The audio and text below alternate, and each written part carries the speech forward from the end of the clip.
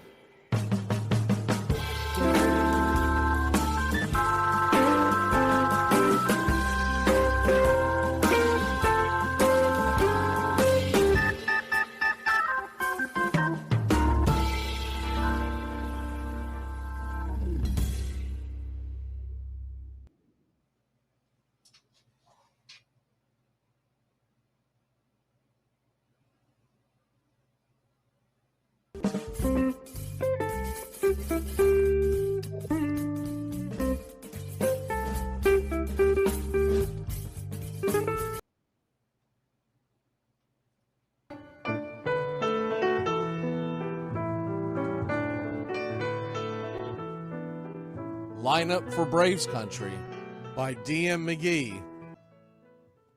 A is for Aaron.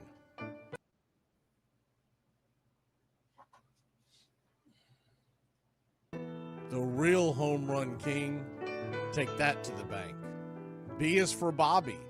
Cox never cowered. He'd give Blue quite an earful on his way to the showers. C is for Chipper. Don't call him Larry. He would show up in Shea, the Mets he would bury.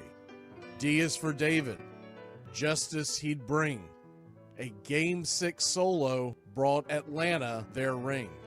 E is for Eddie Matthews. 512 bombs away. Lit skies from Boston to Milwaukee to the A. F is for Fred. McGriff dog-biting crime. A fire was lit the day he arrived. G is for Glavine. Southpaw winds and kicks. Changing speeds east and west. A gem in Game 6. H is for Harry and his brother George Wright. The father of baseball, Boston pennants in flight. I is for inning, ending double play. Riley to Ozzie to Olsen all day. J is for Jones. Andrew let her fly, and his gloves in center is where singles would die. K is for strikeouts, a plenty from Strider. The quads in the stash, getting swings from that slider. L is for Lopez, Javi to B-Mac. Travis and Smurf, we've been lucky to see that. M is for Mad Dog. He won 355. Could swat flies with the changeup and still bust you inside. N is for Necro. He got to the hall by bending and knuckling and floating that ball. O is for Otis. Old Nixon could fly. The catch at the wall baffled our eyes. P's still for Peterson. We were all rockin' pearls. With Eddie and Jorge, we were out of this world. Q is a quandary for why Dale is not in. Murphy MVPs again and again. R is for ranking. The top pitchers lore. Remember Kid Nichols, 107 WAR. S is for Smoltzy. The big three in the hall. When the game's on the line, you give John the ball. T is for Tyler. Matzik and the gift of 2021, the entire night shift. U is for Chavez, but we say Uncle Jesse. The frames, the release, kept the batters guessing. V is Van Weeren. Skip Carey 2. Don Ernie Joe, Detroit the tales from the booth. And the W is Warren. Comes here. Spawn Johnny Sane. They'd ride him in Boston and then pray for rain. X is Mazzoni. The Rangers. Yeah, X marked the spot. Leo rocked next to Bobby, Boston. and his pitchers stayed hot. Why it makes us feel young. The game's main appeal. Chopping through the battery, there's no better feel. Z is for Zip Boom Bam, Rama-Lama Ding Dong. Throughout the summer, we sing that song. From AJ to eyeglasses and a hell of a pen. Mad Max, Uncle Charlie, win after win. A cannon from short, and RC you later. Acuna Matata, there is no one greater. Though you can't fit them all when you just A to Z. Think of your favorites in the rafters we see. I started with 3, then 10, 25, 47, 31, and of course 29. Let's not forget 21, 41, 35, the great 44, or 755, and old number 6, who led his great teams. The pennants were flying. It felt like a dream. From Boston to Milwaukee to Atlanta's TBS, a family, a tradition, Braves Country's the best. Line Up for Braves Country by D.M. McGee.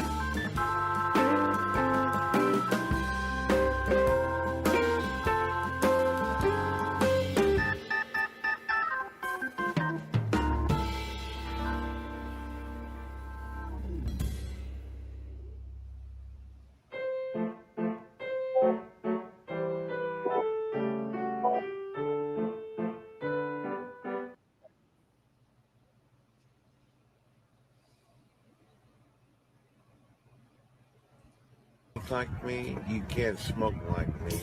So don't try and be like me. Let's party together.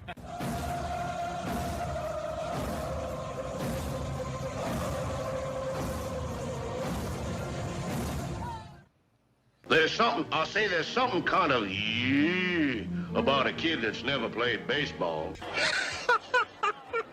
We have been hoodwinked, bamboozled, and flat out deceived. Why did you get so drunk? You got drunk. I'm just really exhausted. What's in that cup? Rum and Cokes? Do you have any idea how important this is? We're trying to save the pub call. Really? This is what you're doing? This is what you're doing?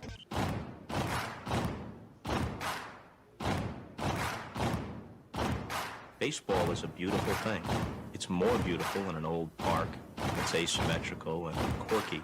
But even in a dome with artificial turf, it's beautiful. The way the field fans out, the choreography of the sport, the pace and rhythm of it. The fact that that pace and rhythm allows for conversation and reflection and opinion and comparison. In right field, the crowd is tormenting Strawberries, singing Darryl, Darryl. Little roller up along first, behind the bag. It gets through Buckner. Here comes Knight, and the Mets win. And there's a fly ball deep to left. It's on its way. There it goes. And the Yankees are going to the World Series. Aaron Boone. Ground ball stabbed by Polk. He has it. He underhands to first for the first time in 86 years. The Red Sox have won baseball world championship. Can you believe it? It's a pastime, something you do. It's entertainment, something you watch. And it's a shared experience, something you talk about and read about. But you can apply those same three criteria to other things. What makes baseball special is that it's the best game that's ever been devised. Smith corks one into right down the line. It may go. Go crazy, folks. Go crazy. Sure as God made green apples, someday the Chicago Cubs are going to be in the World Series. A little bouncer slowly toward Bryant. He will glove it in front of Rizzo. It's in time. And the Chicago Cubs win the World Series. Cubs win. What a lucky break. The good Lord wants the Cubs to win. How can you not be romantic about baseball? If baseball is about caring, about loyalty and rivalry, Braves fans are on their feet hoping for some kind of a bleeder or a seeing-eye single. Here's the 1-2 pitch.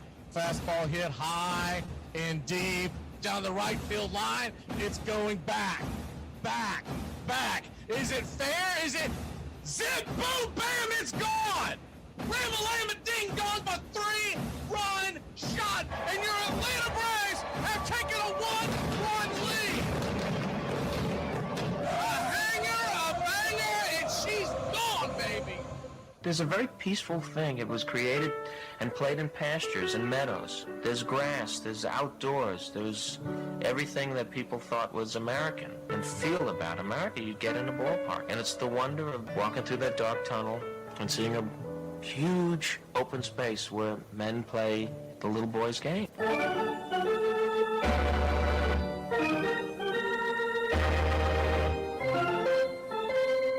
I believe in the Church of Baseball.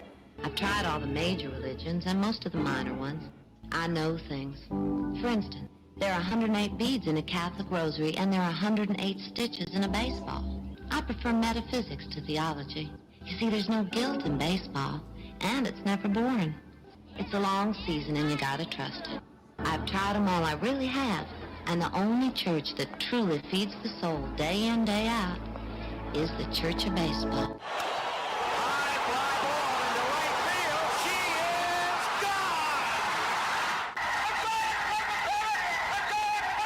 Swung line drive left field. 1 run is in. Here comes Breen. Here's the throw to the plate. He is safe. you're in Braves country. If there's a bigger thing going on right now, I don't know what it is. We're down to 1 strike here. Gurriel, the last hope for the Houston Astros. Here's the 0-2 pitch. Swung on, bounced over to Dansby. Dansby fires it over to first. And here comes the dog pile. Fire the cannons in the battery. Do the chop all throughout Braves country. Pop that top. Your Atlanta Braves have won it all.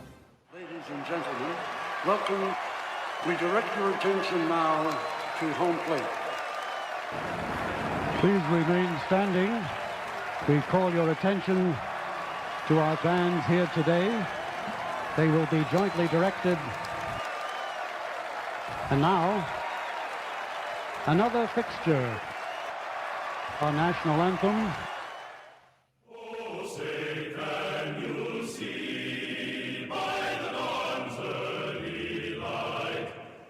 So proudly we hailed at the twilight's last gleaming, whose white stripes and bright stars through the perilous fight.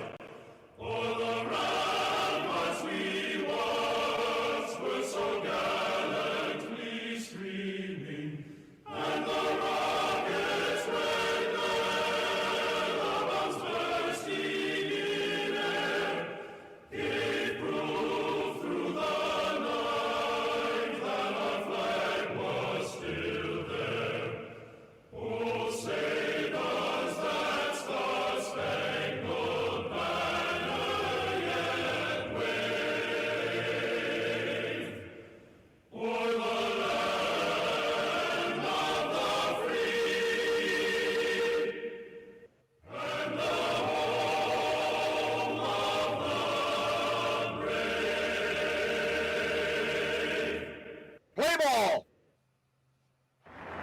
At this time, ladies and gentlemen, we'd like to introduce today's teams as participants in this historic game.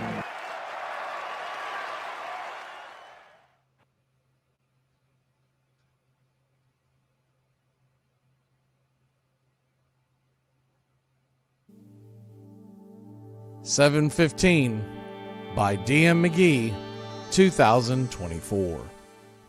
At 7:14, while enduring the hate, he carried the ghosts and stepped to the plate, echoing down from the great Yankee lore, the Bambino's shadow larger from days of before.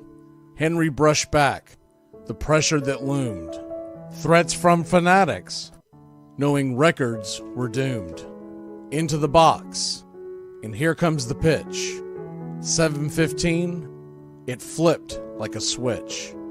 Fans escorted 44 round the bases. Hammer and Hank lit up their faces with smiles that unite as he wiped away tears. He hugged Mama tight for so many years. The Hammer had climbed the ladder to the top. A sigh of relief. Briefly, time stopped. We recall and rewind the impossible dream, that night down in Georgia of 7:15. 7:15 by D.M. McGee, 2024.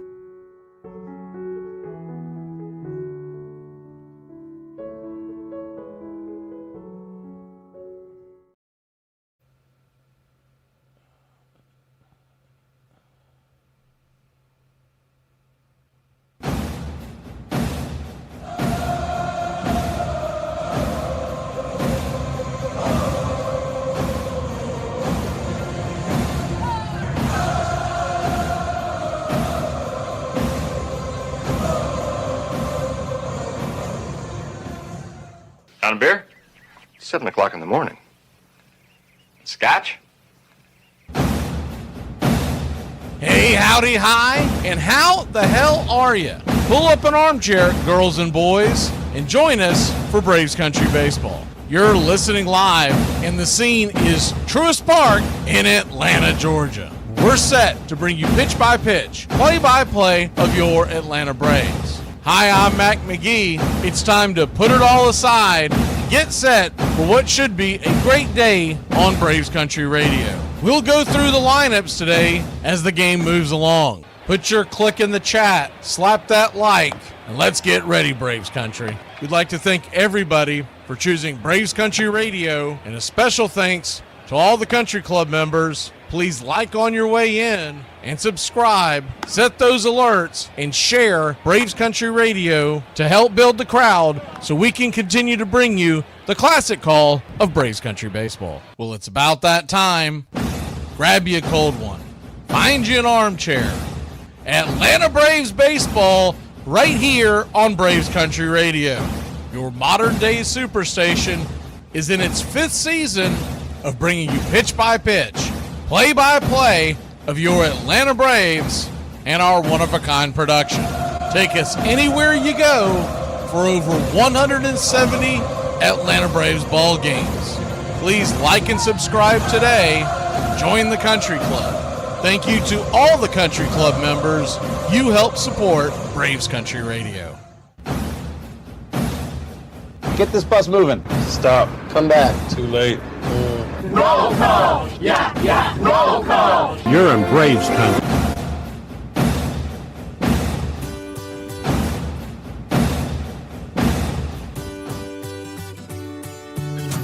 Hey, Braves Country, Mac McGee here for American Rebel Beer. America's patriotic light lager, all natural ingredients. Stand tall, be proud. The perfect beer to celebrate life, liberty, and your pursuit of the American dream. America's patriotic light lager, offering a crisp, clean, bold taste. The perfect beer to celebrate life, liberty, and your pursuit of the American dream. A beer with only 110 calories that tastes like a full-flavored beer and celebrates like freedom.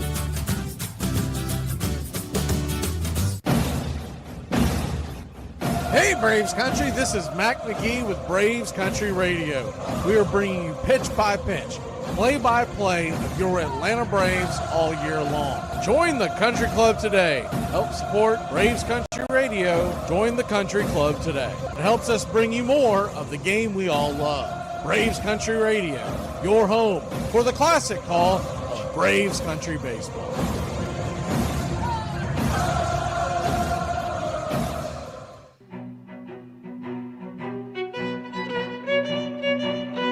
Hey, Braves Country, Mac McGee here for American Rebel Beer.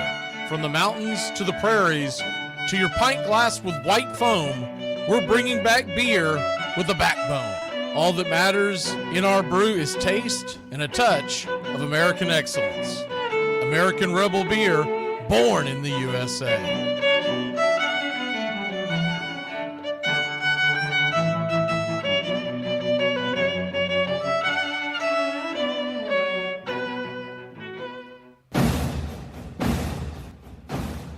Ladies and gentlemen, we interrupt our program of dance music to bring you a special bulletin from the radio news. Sit quietly and we will control all that you see and hear. There is nothing wrong. You are about to participate in a great adventure. You are about to experience the awe and mystery. You unlock this door with the key of imagination.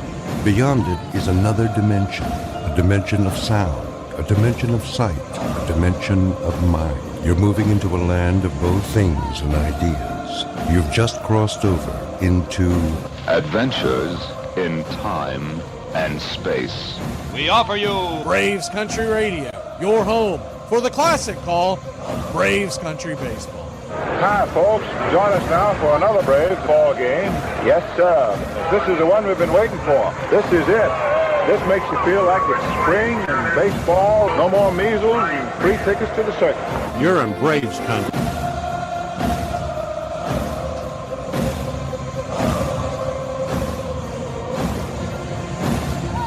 This is a reminder, disorderly conduct will not be tolerated. Please respect your fellow fan and refrain from any unruly behavior. Failure to comply with these guidelines will result in ejection.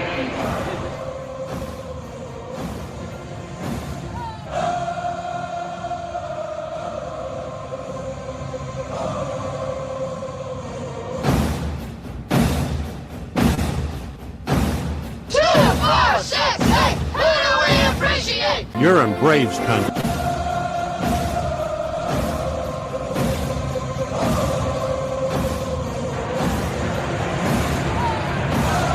Good afternoon, Braves Country.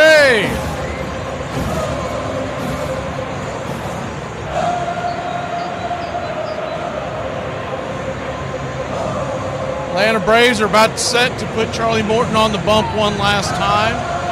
We're going to bring you that. And then we're going to take a couple innings off.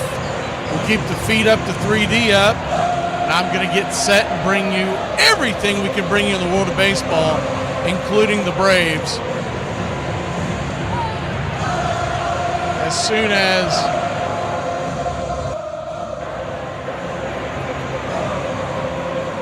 we hit about the 4 o'clock hour, gives us about 2 hours of nonstop. There will be no commercials, nonstop action.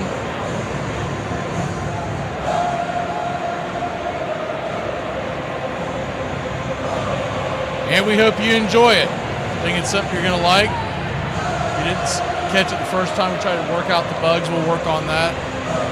But the plan is we're going to bring you the Braves Pirates.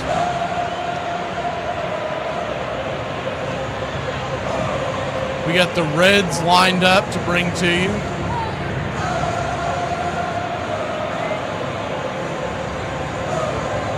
We're also going to bring you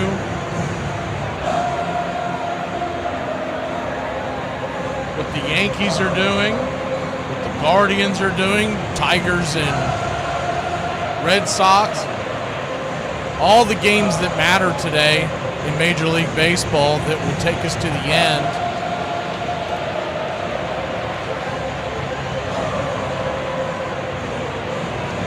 So many things. We got them in the chat, so if you haven't looked at them, go to the top of the chat and you'll see all the scenarios.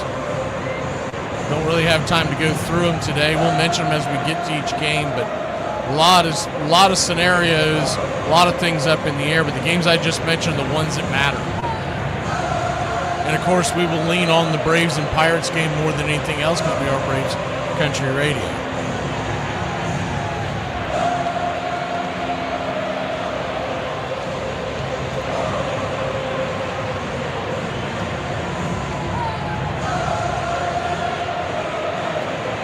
Boston, by the way, has already taken a 1-0 lead on Detroit as Charlie Morton's firing his final warm-up tosses.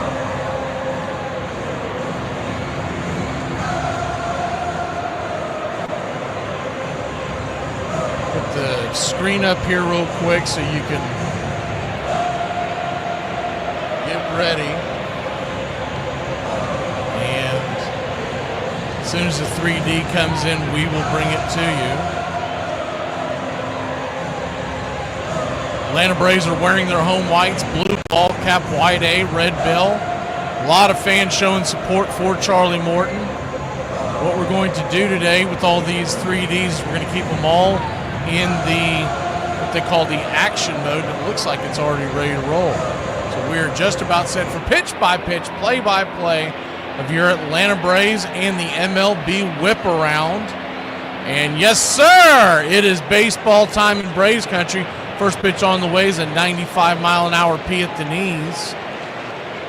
Called for a low pitch. It's a ball. It's 1-0. The 1-0, righty-righty matchup, Jared Triola. Pitch down and away, 2-0. Your home plate umpire in this game is Derek Thomas, and he's already made a poor choice in the first pitch because that pitch was so close you got to give Charlie his first strike. The 2-0 down and away, 3-0. But we haven't seen much out of this umpiring crew. Chris Sale is warming up in the pen, the 3-0. Inside ball 4. So he'll walk on down to first. And Charlie Morton, making his final appearance in Major League Baseball, we believe, issues a leadoff walk. It's much of the same around the horn for the Braves today. Nacho to Kim to Allen to Olsen. Drake is behind the plate as the sinker is down and away. Ball 5. Left to right across the outfield is Profar to Harris to Acuna. 1-0. Outside wide 2-0. Ball 6. So a 2-0 count. Man, would this be awful if they have to pull him before he can get anything done.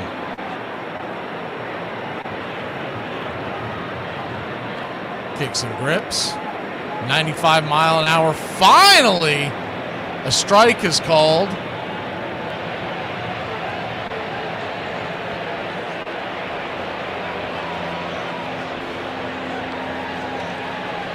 2-1 pitch. Four-seamer. Misses low.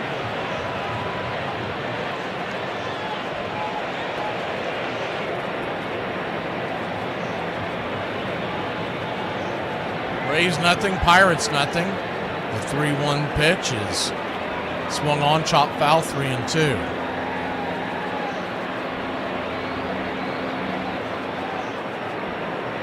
What you'll see Charlie Morton lean on more than anything else is the four-seam fastball and the sinker. And, of course, he loves the curveball, but it's normally when he gets ahead in the count.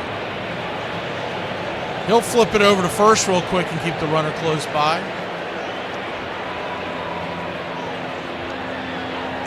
Charlie Morton started his career at the Atlanta Braves, drafted way back in 2002, and then he was traded to the Pirates and has made his way around the league. And this is fitting that he would finish his career with the Braves versus the Pirates. Two franchises that I'm sure he has a deep affection for. And, of course, Charlie came back in 2020 or 21. The payoff pitch, swing, chops it over to third. It's going to be a 5, 4, 3. Rally killing double play. Good turn from Nacho.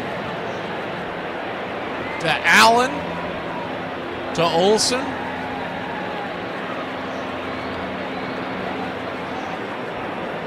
And that'll bring up Tommy Pham. Pirates are Triola to Gonzalez to Pham. McCutcheon, the designated hitter, batting cleanup. Then you've got Bart behind the plate. Canario, the center fielder. Yorkie, Flores, and Devaney.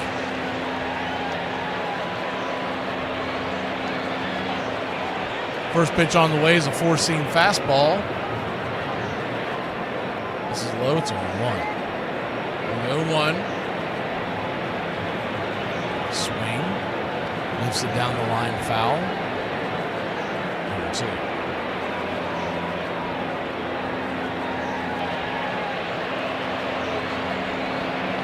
Oh, 2 count.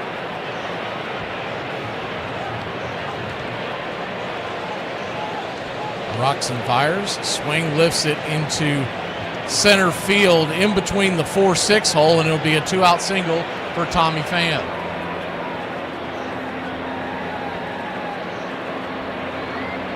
Braves nothing. Pirates nothing. Yet to really see what the game plan is going to be on Charlie. Does he just pitch the 1 inning and then they bring in Chris Sale? Or do they let him go a couple of innings? Righty-righty matchup. Andrew McCutcheon swings at the first pitch and he dribbles it through the hole. Off the glove of Kim, couldn't quite get to it, and it'll be an infield single. So first and second and 2 outs now.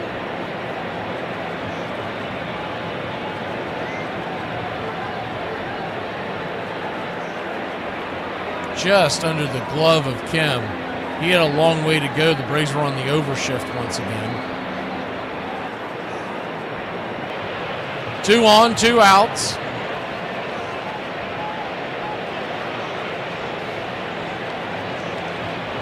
First pitch on the way is right there for a strike. It's 0-1.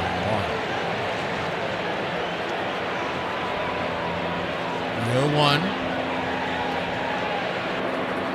Norton kicks and fires. Down and in, 1-1. 1-1 count. Braves nothing, Pirates nothing. Pitch on the way. Swing! That ball's lifted high and deep by Bart. Drifting back on the track at the wall. Making the catch is Michael Harris, and that'll end the inning. So he gets out of it, gets the standing ovation. We'll see if they bring him back.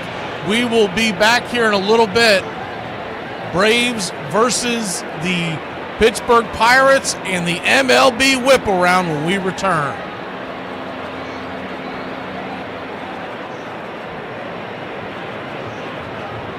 Can I get you a cup of coffee? Yeah, well, it's already 10 o'clock in the morning. You don't drink coffee at 10 o'clock in the morning where I come from. I'll take a cold beer instead. Perhaps something to eat? You know, come to think of it, my stomach is rumbling a little bit. I'll have another cold beer. Hey, Braves Country, I'm Mac McGee. Join us for Pitch by Pitch, Play by Play, the classic call of Braves Country baseball. We're bringing you Atlanta Braves baseball all year long. Jump into our pregame show, Braves Country Today, just before first pitch. Stick around for the postgame show, Braves Country Tonight, where we will open up the phone lines and react to your calls or your comments all year long. That's Braves Country Radio, Pitch by Pitch, Play by Play, your home for the classic call of Braves Country baseball. Found a rattlesnake by the shed door, told Grandpa, and he said, well, you know where the pistol is. I was 8. And with 2 out, you talk about a roll of the dice. This is it. Trying to catch lightning right now. Sachs waiting on deck.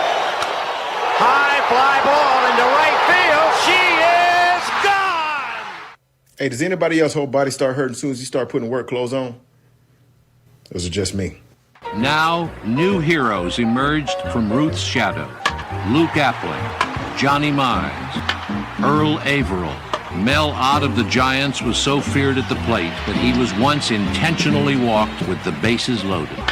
Hack Wilson of the Cubs hit even harder than he drank, 1 year batting in 190 runs. Still a major league record. One writer said that Wilson was built along the lines of a beer keg and not unfamiliar with its contents.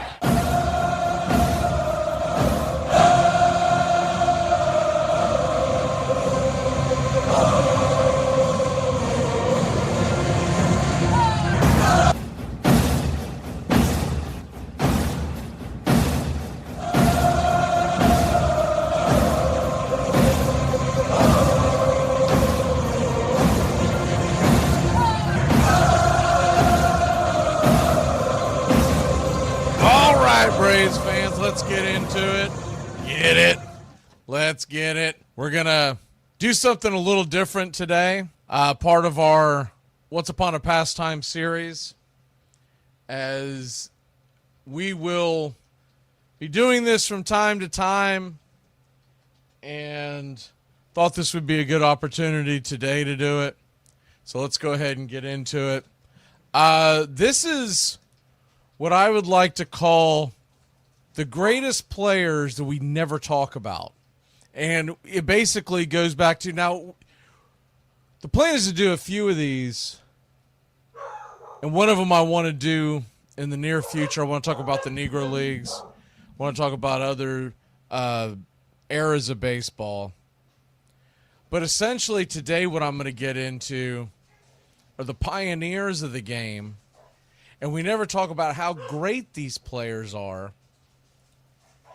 even though they deserve all of the accolades in our own right. In their own right, excuse me. Now, what you're looking at is a picture of the old Boston Braves park. And I just picked that one out because I'm not going to scroll through a bunch of different ballparks pictures. But I just wanted to kind of set the scene of where we're at on this and why we are talking about this and going into Major League Baseball of the yesteryear. As we do this, I also want to talk about, when we do this, I'm going to pick out a guy at each position that may be a little newer player that deserves to be in the Hall of Fame. I'm going to go ahead and set the backdrop like that. So that's the big picture of the stadium, and then that's more of a clearer picture over my shoulder. But you get the idea. We're talking about players that you may not be aware of, and a lot of them you may have heard of. If you're a big-time baseball fan, you probably have heard of them. But how much do you know about them, and do you ever talk about them? And I just thought it would be a good time to hit this up. And we're going to go by position. We're not going to spend 4.5 hours doing this. We're just going to kind of hit it up and be a good talking point. So let's, without further ado, let's go ahead and dive into it. And there's no better place to start at than the catcher position, right?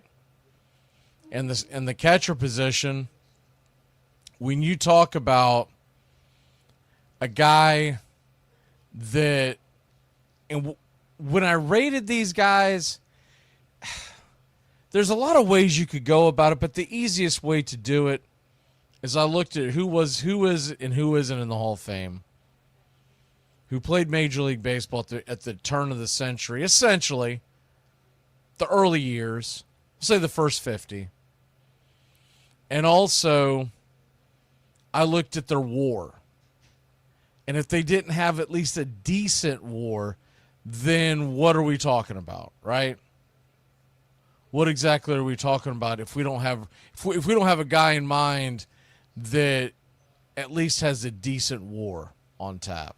And so you look at some of the guys that came along at the beginning of Major League Baseball, and look, everybody knows the Johnny Benches. Everybody knows, the Yogi Berras. Even into the Negro Leagues, everybody knows about Josh Gibson by now. If you don't, there's something wrong with you.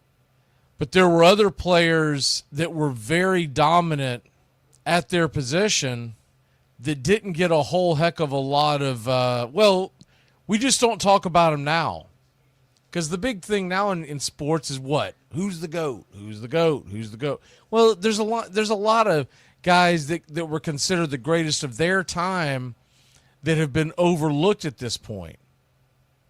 And those are the kind of the guys that I'm kind of circling at this point, right? And we're going to start off. Now, I'll tell you one thing. I'm going to go ahead and make a side note. A catcher that I think should absolutely be in the Hall of Fame, that got in as a manager but should have gotten in as a player, and they won't backtrack it or whatnot. He's in. It's kind of a dead issue. Joe Torre. Joe Torre does not get enough love. Joe Torre was one hell of a catcher, and you got to stick up for Braves country at some point.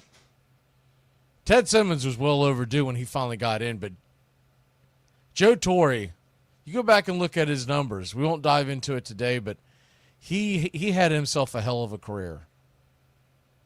And it's a little sad that everyone kind of forgets how great of a catcher he is. I mean, at WAR, if you just go off of WAR, he's a top 10 catcher of all time. Yes. I know some people are like, what? Yes. He's a top 10 catcher of all time. And that's a heck of a statement, to be honest with you, because when you look at some of the players that played all throughout Major League Baseball history, there's a lot of guys, man, they just get overlooked because they played with bigger names. They've played so long ago nobody cares about it anymore, realistically.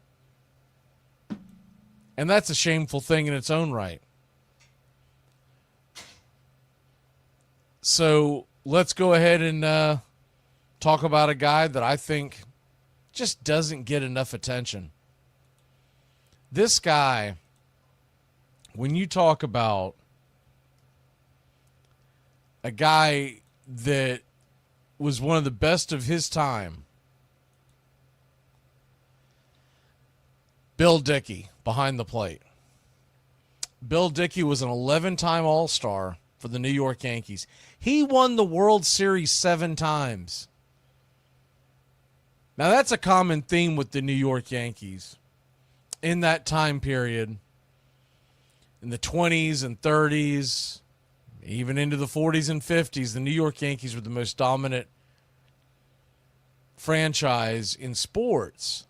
So you have a lot of guys who have multiple rings, and that's never going to realistically be the number one criteria for that time period because of that. But you've got to look at something. Number one, something that nobody talks about, is the fact that he's in Monument Park. His number 8 is retired. If you've been retired by the New York Yankees, you've done something. If you're in Monument Park, for those of y'all who haven't been, I have been, and it's something to behold. It is one of the most bone-chilling moments you will have as a baseball fan, as an American, and just as a human being.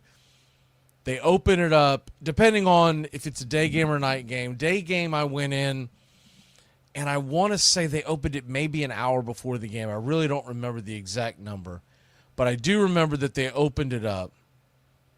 It was either an hour, maybe it was 90 minutes, and you would go in there, and no one pushes you around, or pushes you along, excuse me. It's a very small area. It's a very small area behind center field wall. Years ago, Monument Park was actually a part of the field. It was right behind center field, and there was no barrier. Balls would go up there. Now Monument Park, with the new stadium and whatnot, it's got its own little area. And the really neat thing about the whole thing is, Monument Park, you go in there, you can literally hear a pin drop.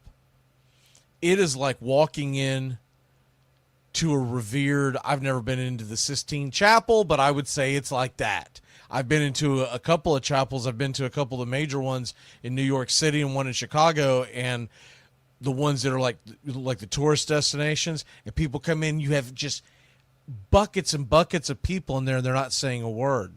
because they're in awe, and also they're being respectful of everyone around them. And I will never forget. So I'm at the game by myself. I went to a few Yankee games, but when I went to Monument Park, I went to a game by myself. It was a morning game. I believe it was the one.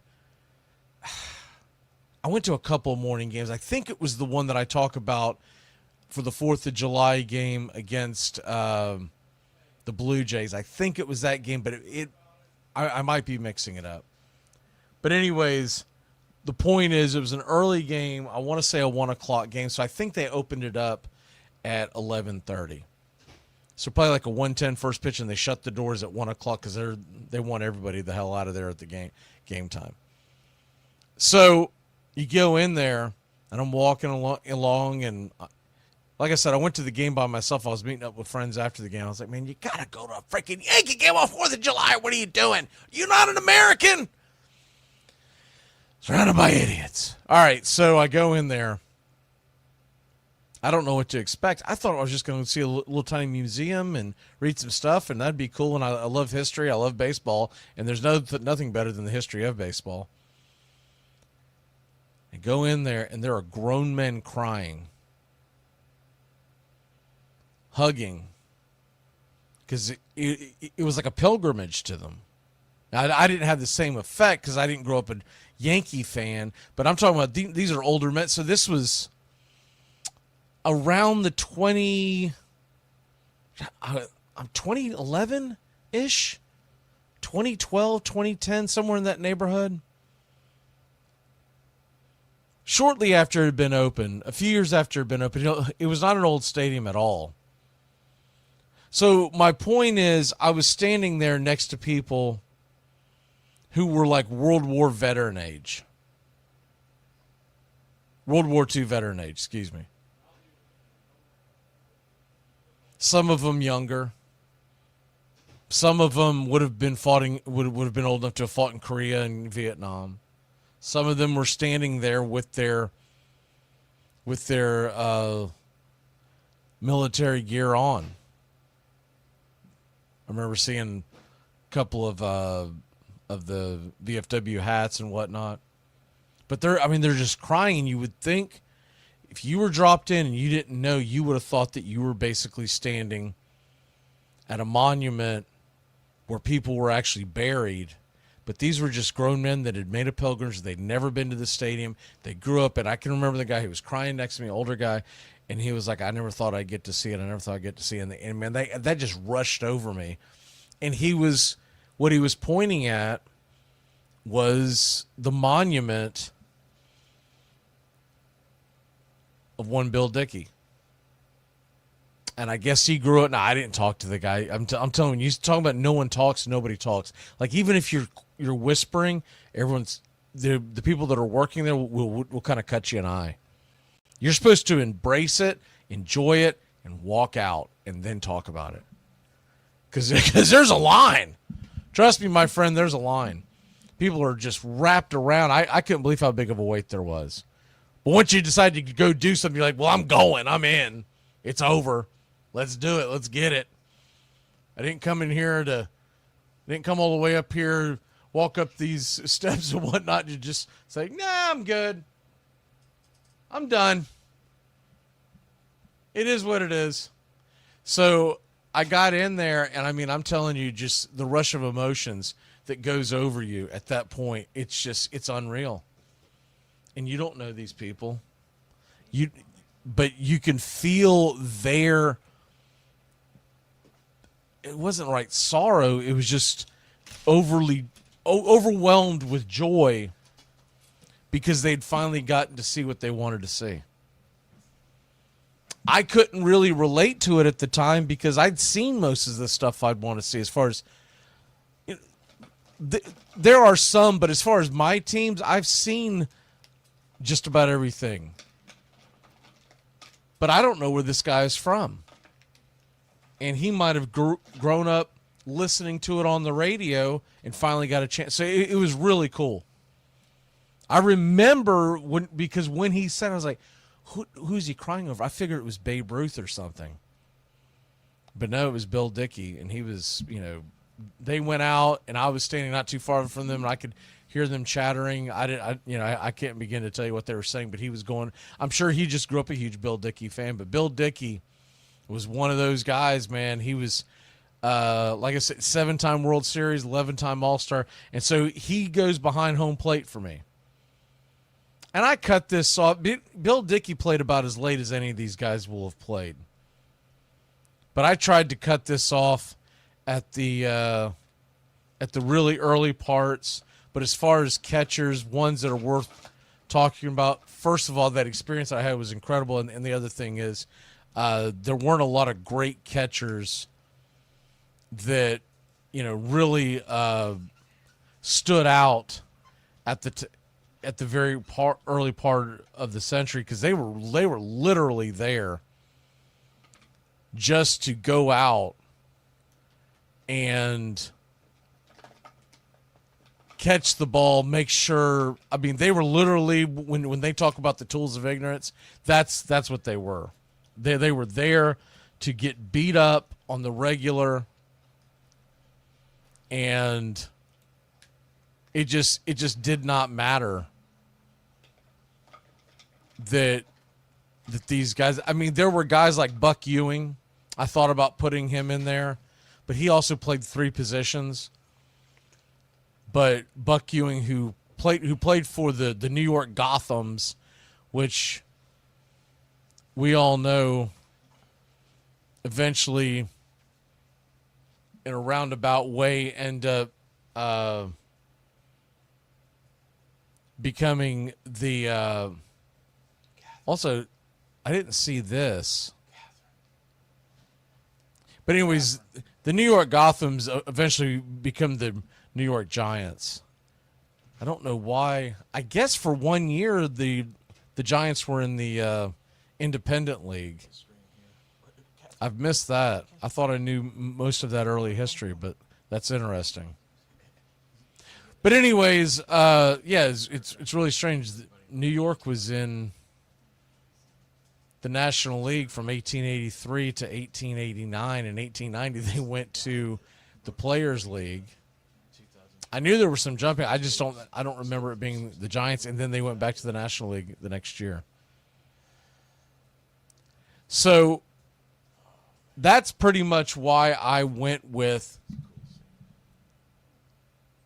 Bill Dickey to start off. All right, so we go on from that, and like I said, Joe Torre should have been in as a player, and I still think you should put him as a player. And do this before these guys pass. My God, we got to wait till these guys pass away and then go. Oh, let's go honor them. Well, that doesn't do any good. They can't celebrate with their family, et cetera, et cetera, et cetera, the whole 9 yards. All right, my first baseman, and this guy. So I remember talking about this with one of the guys on the show years ago. I ran into the recording, and then I did a deeper dive before I did the show today, and I was like, why was Hank Greenberg overlooked in the annals of history? 2-time MVP, 2-time World Series champion, a 5-time All-Star. He's in the Hall of Fame.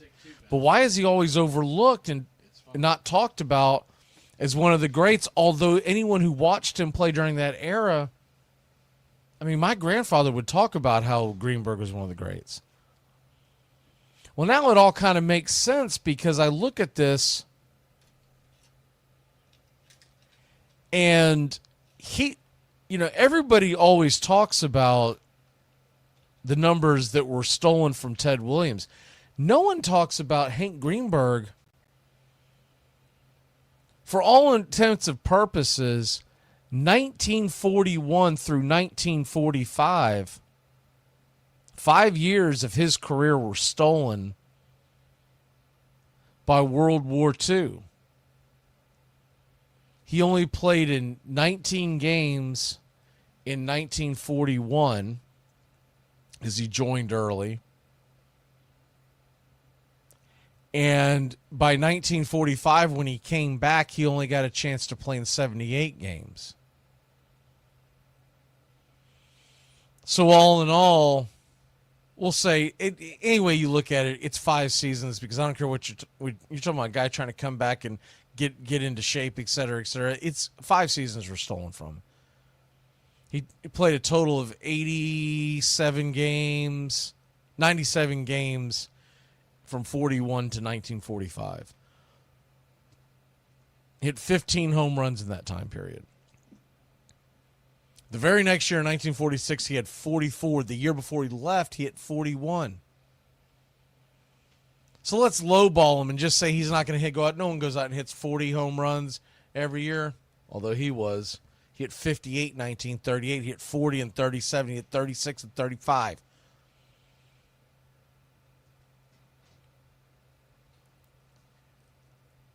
So his absence ends up making it just a 13.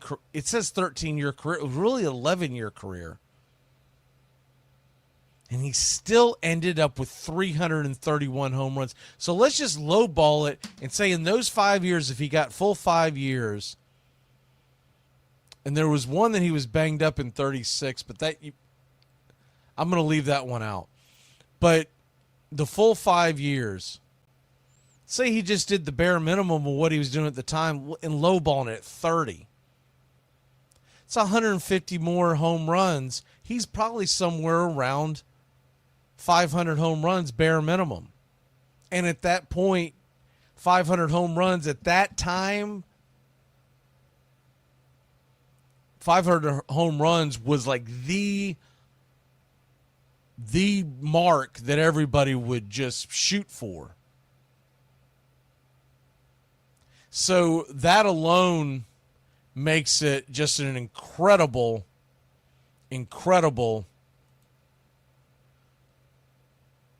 situation going into it, because think about that. Everyone just kind of forgets about him. No one wants to talk about him. But think about the fact that the man was serving his country, and had he not been serving his country during that time frame, which I'm sure he doesn't regret, he's a 500 home run hitter. Not to mention the fact he retires right after the 47 season, and you wonder if there was injuries, all that kind of stuff that added to the fact of him going to war.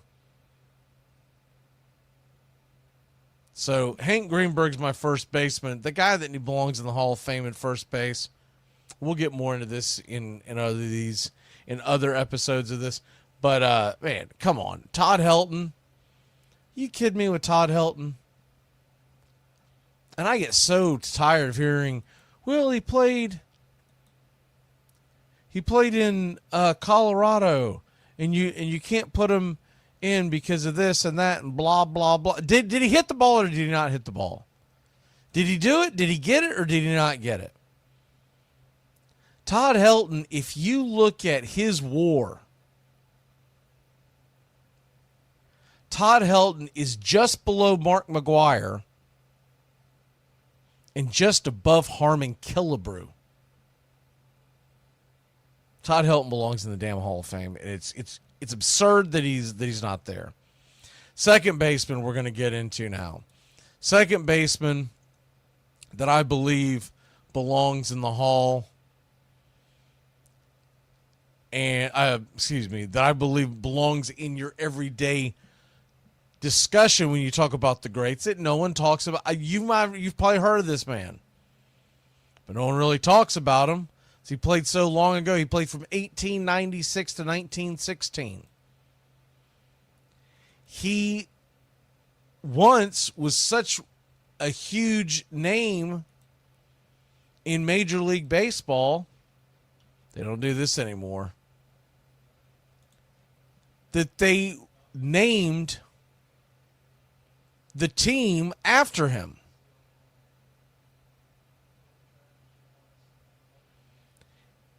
He was playing for the Cleveland Naps from 1902 to 1914, and that wasn't a coincidence. The Naps were short for Nap La Joy, nicknamed the Frenchman because of his last name. Now, he was born in Rhode Island, but that was a very common thing back then that everyone, they do to a degree to this day, but back then it was very popular that you would be identified by your ancestry. And so he was nicknamed the Flying Frenchman. And this guy, Triple Crown winner in 2001, 5-time batting champion, American League home run leader, 3-time RBI leader.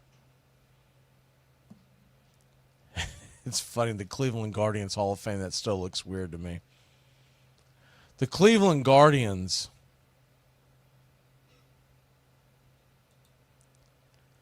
have gone through so many name changes over the years. They were, at one point, listen to this craziness. They were the Cleveland Forest Cities for a long time. And they went from that to the Cleveland Blues from 82 to 84. They went to the Cleveland Spiders, but nicknamed the Blues. What? You change your name, but you're still going by your old nickname. They did that from 1887 to 1889. Then they were called the Cleveland Infants, and the nickname turned to Babies. So every time they named a team, they gave them a different nickname. Really strange. They became the Naps. I talked about that from 2002 to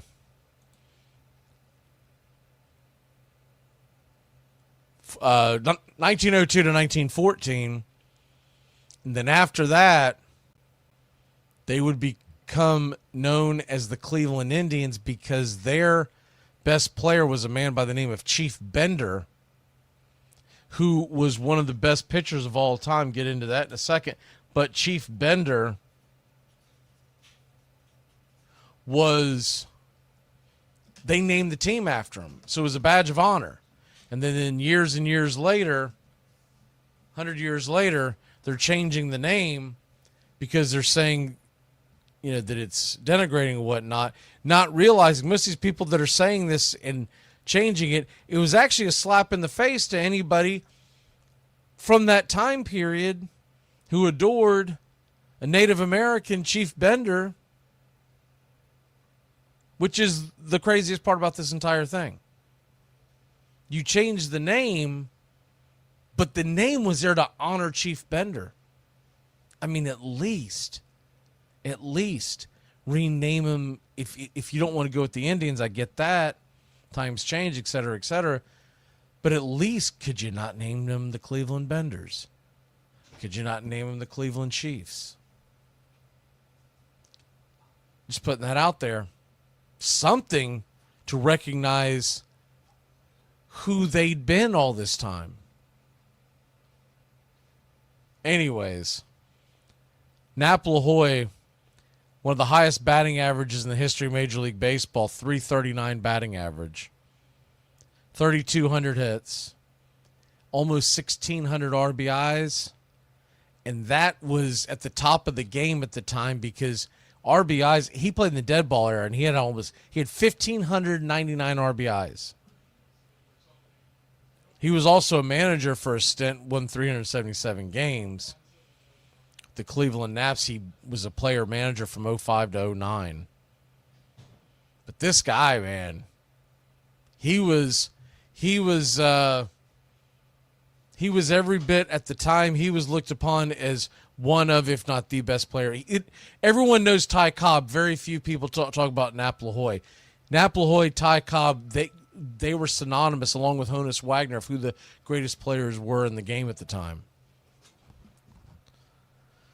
I mean, you have a team named after you. Your team named after you. That's something. That's something. All right, let's take a quick break. When we come back, we're going to hit up a guy that was the home run king at the time that he played, and it got destroyed by Babe Ruth. We will be back in a flash here on Braves Country's Once Upon a Pastime series. Here are some baseball facts that you might not have known. Billy Wagner is possibly the best left-handed reliever of all time. Despite being a lefty, Wagner was born a natural righty. At the age of 7, he broke his right arm not once, but twice. While recovering, Billy learned to throw left-handed, and the rest is history. You might think that the St. Louis Cardinals are named after the bird, but that's not the case. In 1899, a reporter named Willie McHale overheard a woman talking about the, at the time, St. Louis Perfectos uniforms, saying that they were a lovely shade of cardinal. Fans liked the moniker Cardinals, and the name stuck. Armchair.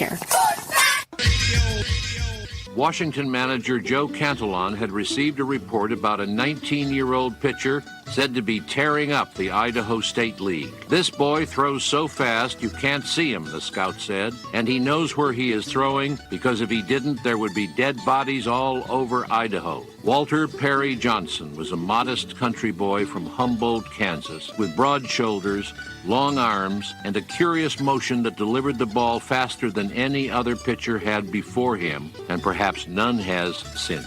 Still, he was cautious. Before signing up, he asked for a return ticket home, just in case things didn't work out back east. Things did work out.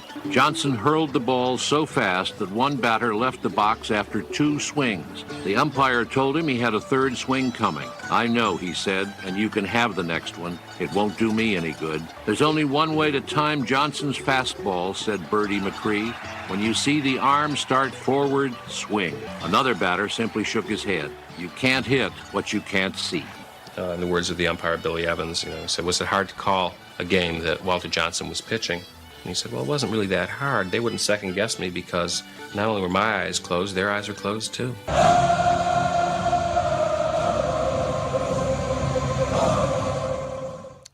All right, third baseman time. Where we go with this, everyone's going to say Michael Jack Schmidt, Chipper Jones, right? Going a little different. First of all, the guy that ought to be in the Hall of Fame that's not in the Hall of Fame, a small stint with the Braves organization. Darrell Evans, put him in now. It's ridiculous. Absolutely ridiculous that Darrell Evans is in the Hall of Fame. That's a different show, but I do want to acknowledge those guys that belong. Frank Home Run Baker. His nickname was Home Run Baker.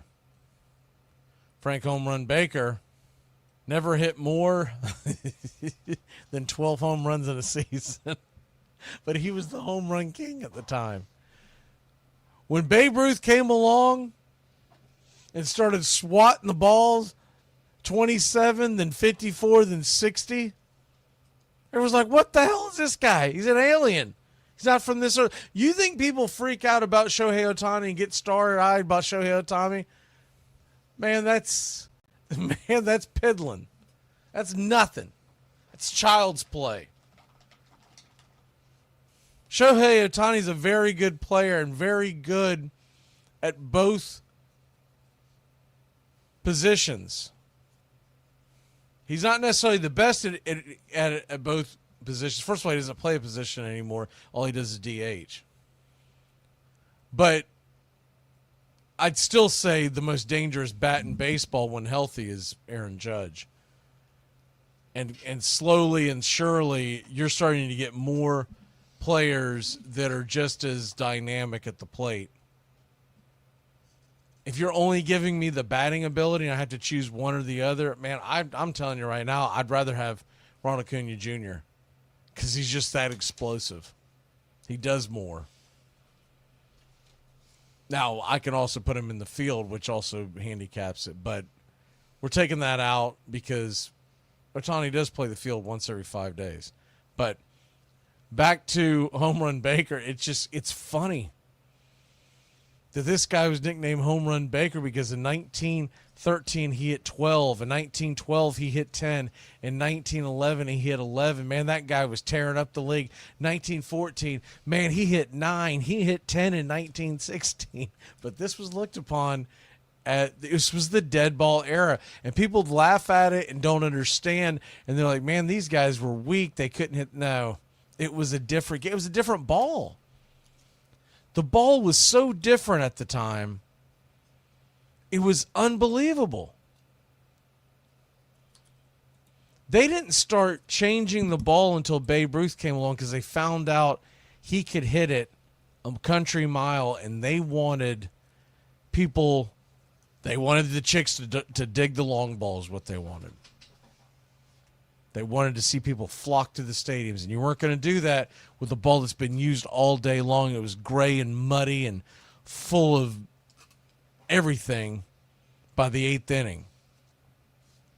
And what really did it in was the guy that got hit in the head at dusk by what was essentially a gray ball, and it killed him at home plate. And that took place in the early 1920s, and that absolutely did it in. That's when they came in and said, we're changing the balls every time it goes. Nowadays, they do it almost every at-bat. But back then, they were basically saying, if it's scuffed up, let's get rid of it. Because they didn't want to freak people out. They wanted them coming to the stadium. So Frank Home Run Baker, this is a guy, you look at some of his metrics. One of the metrics you can always look at a guy is that his OPS plus. Now, he played for the Philadelphia Athletics from 2008 until 1916, and then he played for the Yankees from 17 to 22. You imagine? You had Home Run Baker on the same team as Babe Ruth. People were probably just go on the streets going, oh, they're going to be unstoppable. They got the 2 best home run hitters of all time. And then Babe Ruth just blew by everybody. Goes, never mind. They have the absolutely hands-down greatest home run hitter of all time. But you look at how this went down, and he had an OPS plus of 135 for his career. 152 in the early part of his career with Philadelphia, still a 113 towards the back end with the Yankees. An OPS plus takes into consideration the time, the era of when you played, which is why his OPS plus is so high in the early part of his career from 2008 until 1914, because he's hammering the ball out of the stadium. His batting averages at the time were 347, 334. He had a 337. He's killing the ball. He has an OPS, regular OPS. He had 4 consecutive years of OPS well into the 800s and 2 into the 900s. In other years, he was in the high 700s. Nowadays, high 700s is looked upon, it's pretty good, but you really want to be 800. And back then, that was a big deal. The home runs weren't hit. There weren't stadiums for every team. There were teams that were still out there playing with just bleachers that they assembled. There were teams that didn't have an outfield. They were just roped off. So if they could run through the crowd and get the ball and get it back in, you didn't get an automatic home run when you hit it 400 feet. You still had to hoof it. And you were hoofing it through the mud. So the conditions were so different. When people will look at you and say, so-and-so could have never played in today's game. That is BS. Whoever you're talking about that's in the Hall of Fame from years ago would have played in today's game, because they would have had, first of all, they would have had all the advantages that these guys do today with all the workout regimens, et cetera, et cetera, et cetera. So let's go ahead and put that out there. But the second thing is, it's more so-and-so from today could have never played back then, because it was a hell of a lot tougher. And you probably had to, most of them had to carry a second job in the offseason. And there are a lot of those guys that be like, I'm out. Do you think any of these NBA guys today would do? They'd be like, I'm done. Y'all can have it. I'm not sitting on the back of this. I'm not going to be on this rickety-ass bus going through town to town, eating old-ass apples, sharing a bunk bed sharing beds. You had bedmates. What was the guy? Rube Waddell had a bunkmate that had it specifically put in the contract that Rube Waddell was not allowed to eat crackers in bed because they were roommates. I guess these guys, they're eating crackers. He was known as a drinker. I guess he's drunk eating crackers and is itching the hell out. I mean, this is what they did. Maniacs, absolute maniacs. So home run Baker's my third baseman. Shortstop. This was an interesting one, and I did some deep search, and I was like, all right, who? And this guy comes up, and I'm like, man, I need to know more about this. I've heard of him, but I didn't. Archie Vaughn. Give me Archie Vaughn. Now, who needs to be in the Hall of Fame that should be in the Hall of Fame? It's absurd that he's not. Omar Vizquel is the greatest defensive shortstop in the history of Major League Baseball, and the fact that he's not rewarded to be in the Hall of Fame is asinine. And if you don't think he's the greatest shortstop to ever play Major League Baseball defensive, you didn't watch him play. Because I didn't watch him play for the very first part of his career, and I would laugh about, hey, he barely hits some, can barely hit his weight, da-da-da-da-da-da-da. And then Major League Baseball became a little more accessible, and I started seeing a lot more games. 106 miles to Chicago. We've got a full tank of gas, half a pack of cigarettes. It's dark, and we're wearing sunglasses. Hit it. It's happy hour. When wins become losses, and losses become wins. You guys going to happy hour? Yeah? Yeah, I'll come for a couple. Just a couple, though. Not like last time. When buying a beer, don't make this mistake. Buying only one beer can cause a misalignment in your spine due to the uneven weight distribution. This can cause unnecessary back pain and potential spine issues. To prevent this, carry 2 beers, ensuring your body is balanced and proper health maintained. Okay. Let's get it! Hey! Afternoon, everybody. Put my pants on, one leg at a time. Guess what? I got a fever, and the only prescription is more. Ladies and gentlemen, we interrupt our program of dance music to bring you a special bulletin from the Intercontinental Radio News. You're in Braves country. Salute. They're making it laws where you can't drink when you want to. Pretty soon we're going to be communist country. Yeah. For me and the Lord, you gotta understand it. We're on a mission from God.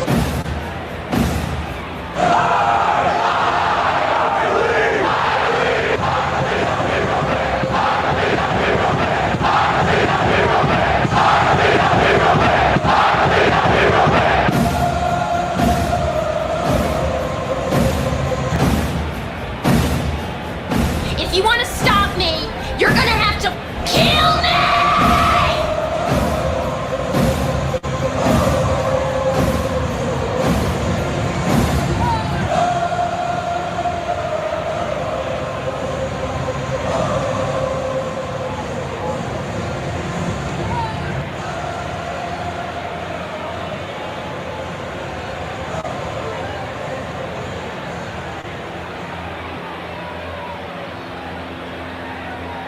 Good afternoon, Braves country.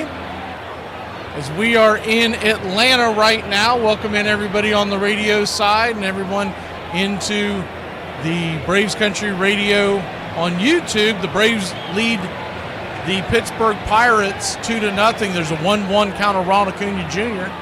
Swung on and fouled down the line. Oviedo 45 pitches in. It's 1-2. We will be commercial free until the end of the Braves game, and or all the tickets are punched. Right now, Detroit would host the wild card round against Cleveland. They have a 3-1 lead in Boston. Cleveland is trailing 4-2 in Cleveland. The 2-2 to Acuna.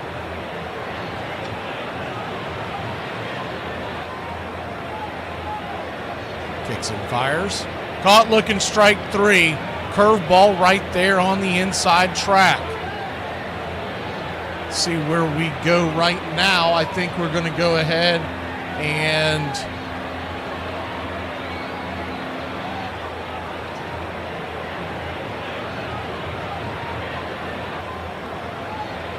looks like Cleveland is going right now, so let's go ahead and jump to the Cleveland game.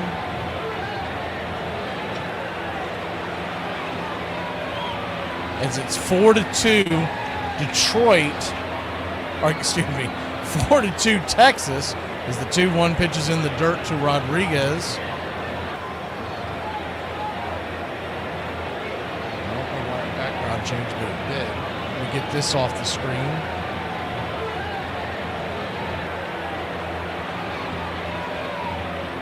So 3-1 count.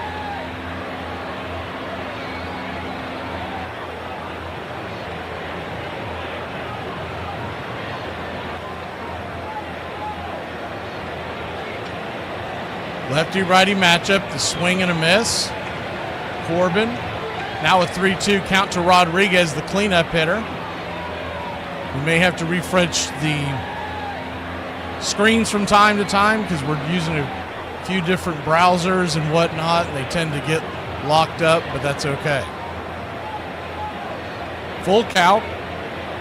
Runners at second and third, nobody out. The pitch on the way, down and in, ball 4. And the bases are now loaded.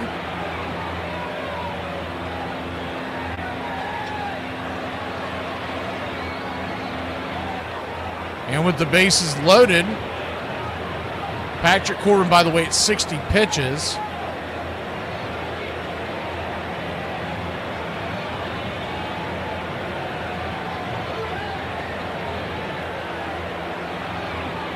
Bases loaded, nobody out, and Bo Naylor, the batter. First pitch on the way is into the dirt. Lefty-lefty matchup. It's 1-0. 1-0. We'll return to the Braves game here in a second. We can finish off this at bat.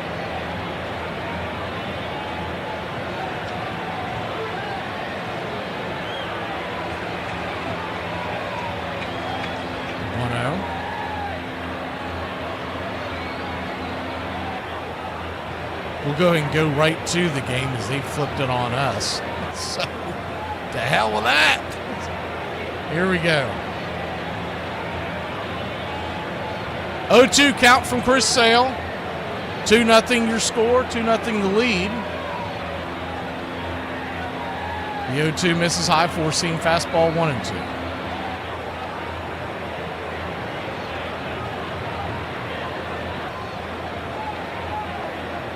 1-2 count.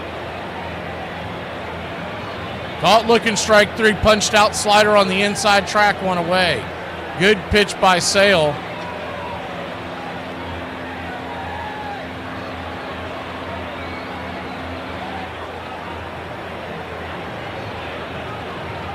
You're just joining us. Ronald Acuna Jr.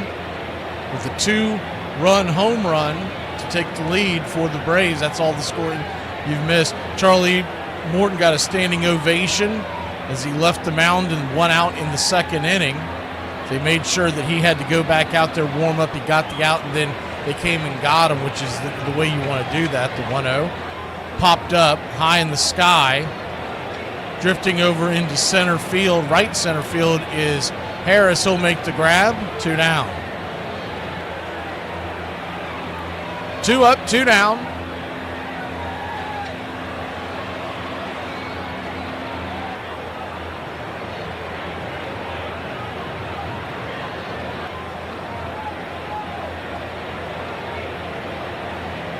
And that'll bring Yorkie to the plate. First pitch from Sale is a slider.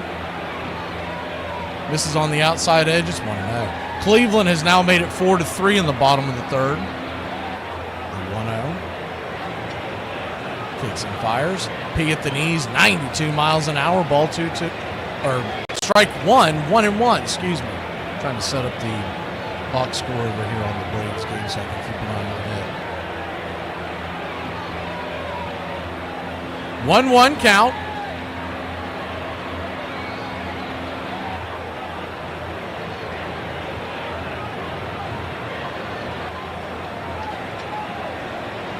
Pitch misses, ball 2-1.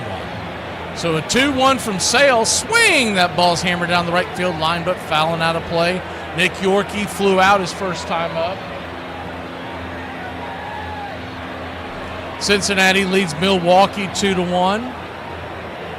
The bases have first and second with one out, and the Guardians trail 4-3 with Arias at the plate over there. The 2-2. Swing and a miss. Strike 3. Chris Sale mowing him down. Strikeout number 4, I believe, and that'll end the inning. Drake Baldwin will grab the bat when we return. Let's go over to Cleveland once again. I think we got it straightened out on that. The 0-1 pitch to Arias is in the dirt. Evens up the count 1-0. Texas 4, Cleveland 3. It's 3-3 in Boston now. Detroit has tied the game. When the Braves game concludes, if it concludes quicker than the others, we will stay on to bring you all the action until we have the finales where all the games are done and we know where everybody's going. We're not going anywhere.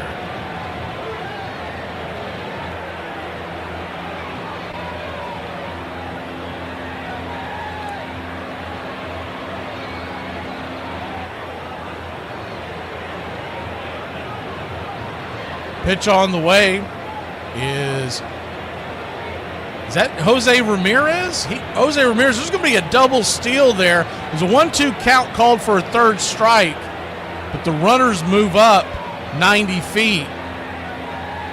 Jose Ramirez head first slide. Helmet coming off and just got under the tag. So they've got runners on second and third now, but there are 2 outs.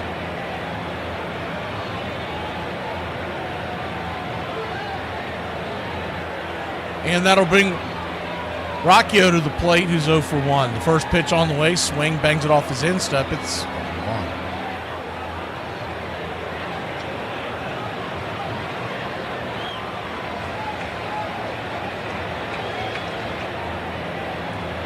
The 0-1.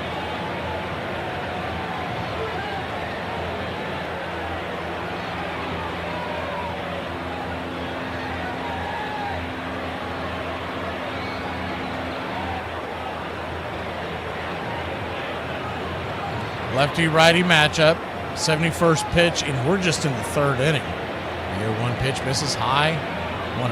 That's a high pitch count. I'm a little surprised he's still out there. 1-1 count. I mean, I know they don't care as far as he's not pitching tomorrow, obviously, for Texas. They're eliminated, but dude's arm falls off. The players' union is going to have to say something. The 1-1 inside to him. He signed just a 1-year deal, so he'll be a free agent at year's end. I was actually kind of surprised that they have the numbers that they do. We are back to the action over here in Atlanta. The 1-2 count to Drake Baldwin, swung on, grounded over to first. It's going to be a 3-1 put out, 1 away. Rocchio could not get anything done, so they leave the bases loaded and trail 4-3 in Cleveland. It's 4-3 Boston over Detroit. Ha-Seong Kim, the batter.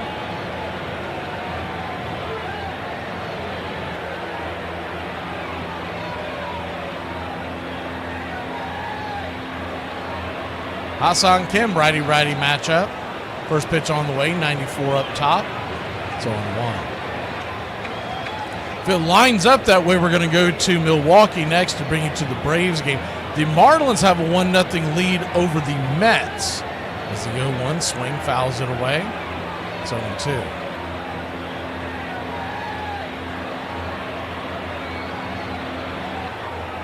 Oh, 2 count.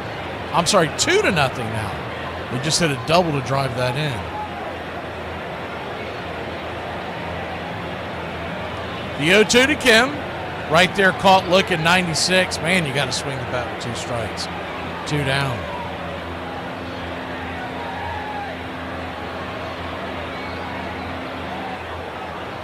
2 up, 2 down. Oviedo 54 pitches in.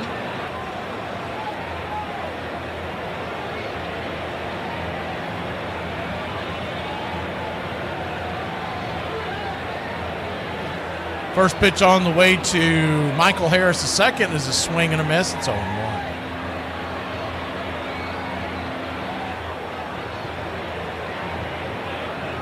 The 0-1. Brings it. 86 outside wide.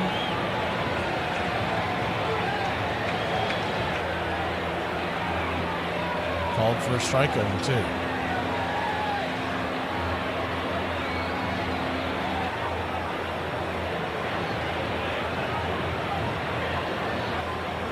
One, two now the count.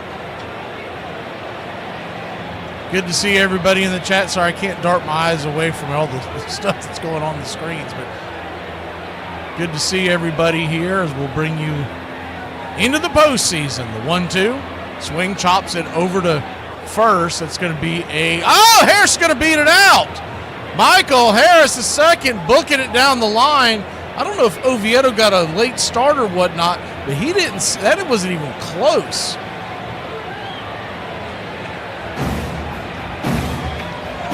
What they know about that? I think he might have just underestimated Harris's speed. You know what I'm saying? I got a little razzle dazzle.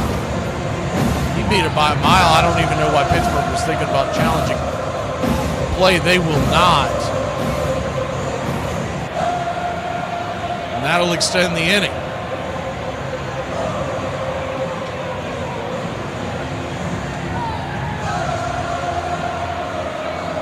First pitch on the way to the Big Zoo is swung on and fouled away. It's 0-1. Armchair Quarterbacks today will begin the Monday shows beginning tomorrow.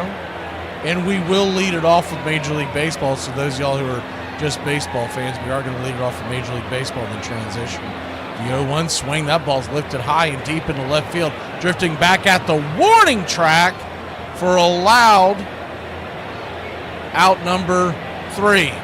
Braves put one on but can't get them across. We will head to see what is actually everybody's at break. We'll go ahead and head over to we're going to go over to Cincinnati, hopefully, or Milwaukee, the Cincinnati game. Hopefully it'll come back here in a second. The Texas game, it's an 0-2 count with 2 outs. I don't feel like it's worth going over there. You get, just about the time we get over there, we'll have to come back. Let's see who we got in the chat here while we're waiting on games to resume. It's hard to believe I've got 1, 2, 3, I got 5 cameras up. 5 games up at once, and they're all at commercial break. Can't get the ones here in Florida because we're blacked out, and the way I would bring it to you would slow down the 3D, so I'm excited just not to worry about it. We'll update you with what's going on in Florida. The Blue Jays lead the Rays. They're in Toronto, but they're playing the Rays, and it is 5-4 in the top of the 4th, and then the Mets game, they still have it 1-0, but they just flashed up 2-0. They showed the guys scoring, so I'm a little confused by that. But right now it's showing that it's still 1-0. I don't know if something got reversed. But the Marlins do lead the Mets. Here we go. We're back to action.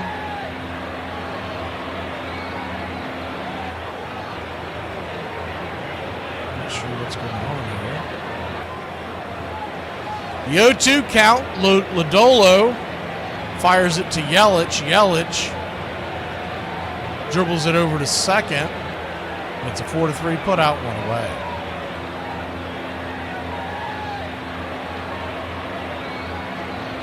Something is going on with that feed in Cincinnati. So we'll go back to Atlanta as Chris Sale fires the first pitch right there for a strike. It's 0-1. The 0-1. Lefty-righty matchup. Flores Slider bangs it foul. It's 0-2. 0-2 count.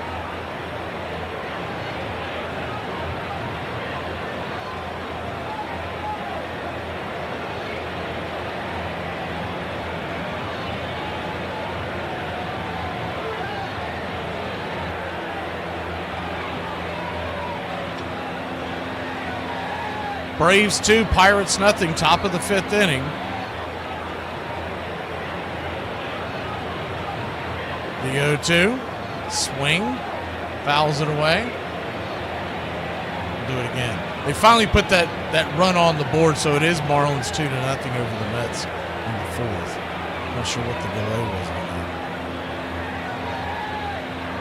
If the Mets lose, they're out. If the Reds win, the Mets are out. Reds now trail the Brewers 3-2. The 0-2 pitch. Swung on, lifted high into right field. Drifting underneath it, making the catch is Acuna.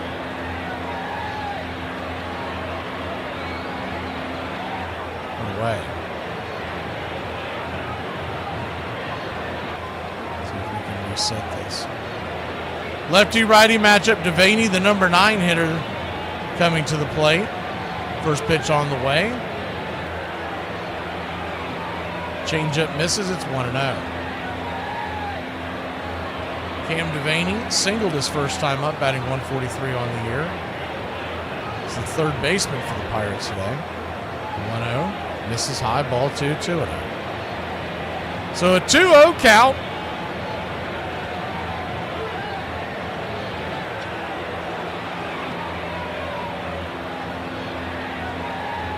Swing, fouls it away, 2-1. Soon as we know the MLB postseason schedule, we will release the cards on the channel. There will be a doubleheader on Tuesday. We just don't know what time the games start and who will be playing. But we should have that up by tonight, the 2-1. Did he go around?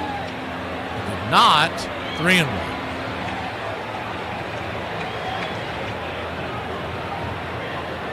3-1 count. Devaney. Pitch on the way. Floats a slider in there. Full count from Chris Sale.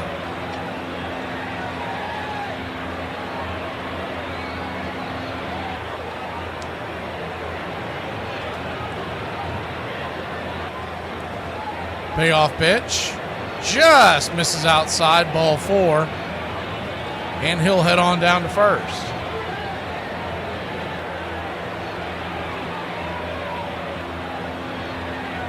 Braves 2, Pirates nothing.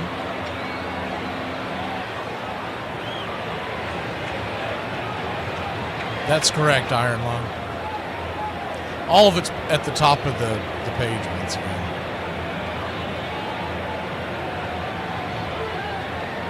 Sale kicks and fires, 95 right there on the outer edge. It's on. Reds control their destiny. If they win, they're in.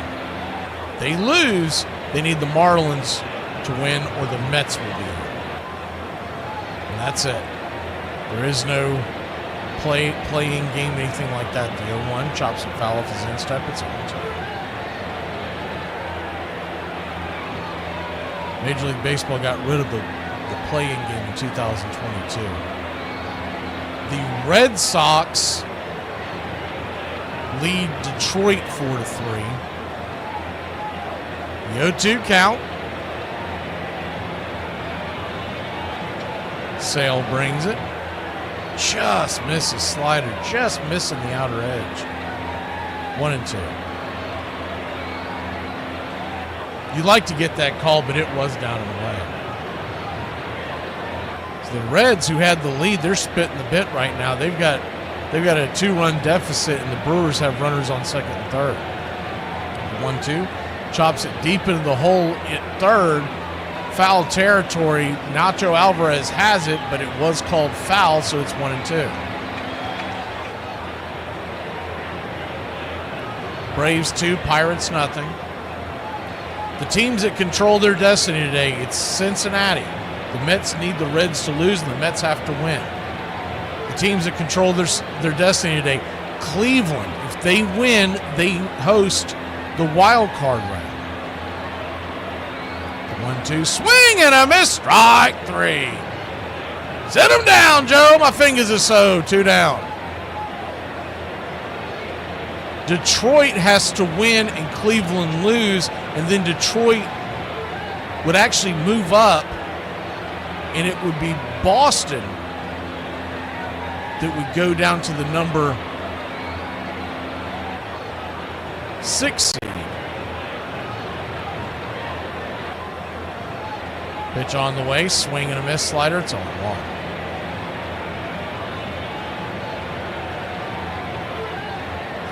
What's going on with Toronto is the Blue Jays, if they win the East, and they get a bye. The Yankees need the Blue Jays to win or lose, and the Yankees win. The 0-1 swing and a miss, it's on 2. See what the Yankees score is. They are tied with the Orioles at 2 apiece. They are in the 5th. So an 0-2 count.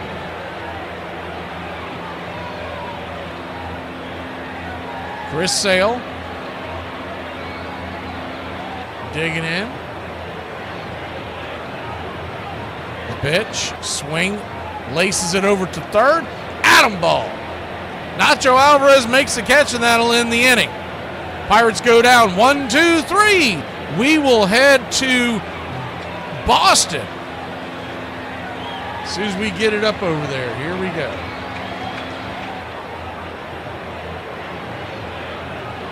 Make sure we got the right screen set up. There we go. So 1 on, 1 out. Bottom of the 5th, Boston at bat. Chris Paddock got the start. He is still in the game for the Detroit Tigers.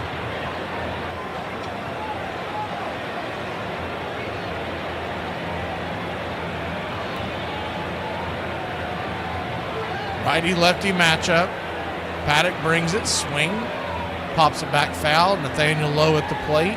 He's 1 for 2 on the day. The count is 1-2. Tell you what adds to this drama is that a lot of these stadiums, with the time that they choose to start these games, they're fighting all kinds of shadows and whatnot as well. That's another goofy reason why they should push it back a little bit. The 1-2 inside, 2-2. 2-2 count.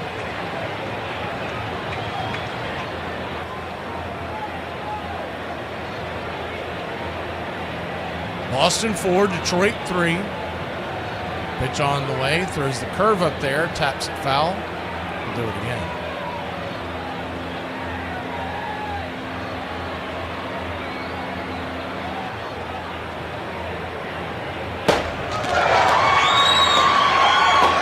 Thank you, Lung.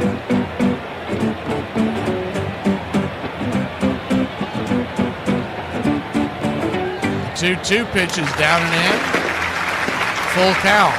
So a full count now.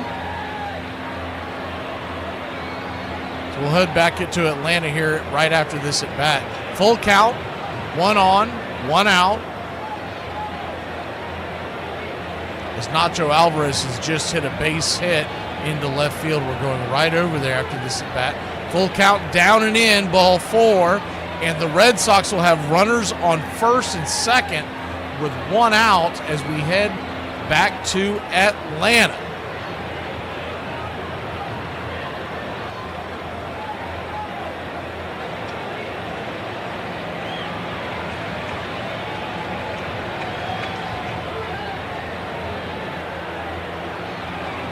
So Nacho Alvarez standing at first. Nobody out. First pitch on the way. Swing. Rattles it foul back behind home plate. It's 0-1. Nick Allen at the plate.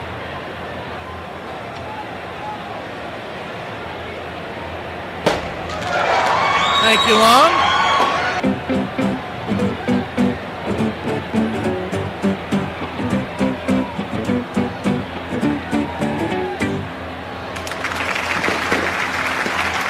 Nick Allen lost his bat as he fouled it away. That's a strange one. Righty matchup. The 0-1 pitch. Down and away. 1-0. Braves 2, Pirates nothing, bottom of the 5th.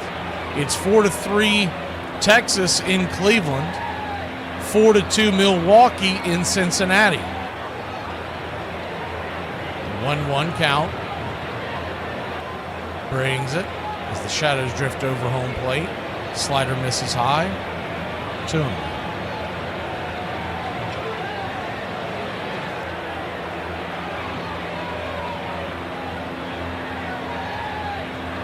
The 2-1 to Allen, top of the order, looming on deck. The pitch, swing and a miss slider, 2-2. Oviedo at 66 pitches now. He's pretty good on that front. Braves can put some pitches on him in this inning. They'll probably start looking towards the bullpen. Last thing we want to do is blow his arm out right before the season ends. 2-2. Swing. Rips it over to first. It's off the glove of the first baseman. And he'll fire it down to second, so he'll get the lead runner. Allen will take over at first. So on your scorecard, it's a 1-6 put out. Flores couldn't hold on to the ball, so at the time that happened, Nacho Alvarez was darting back to first because he thought he was going to catch it. He dropped it, and then at that point he was dead meat. First pitch on the way to Jurickson Profar. He's 0 for 2. Takes the ball inside. It's 1-0.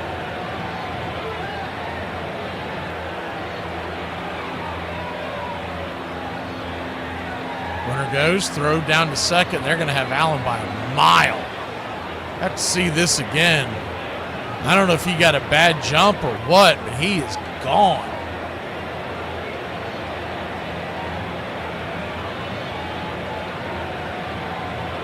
Yeah, it was not a good jump at all. So 2 outs now.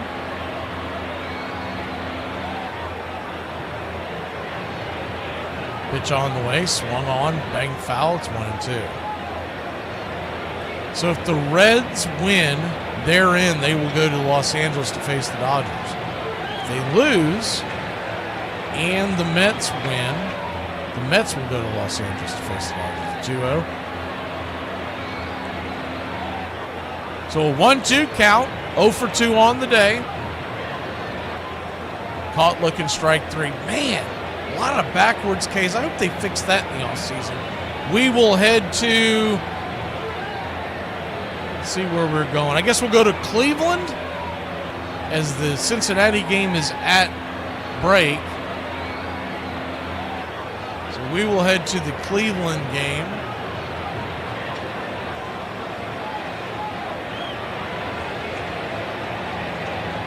Four to 3 your score. They're in the top of the 5th.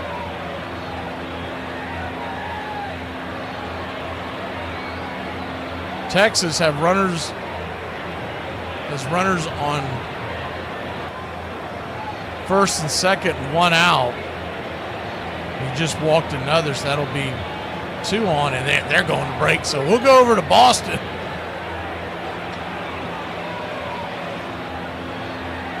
It is bases loaded for the Red Sox.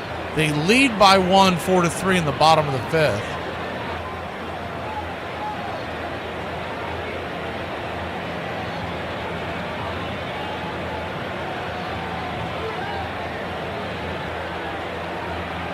And standing at the plate is Hamilton.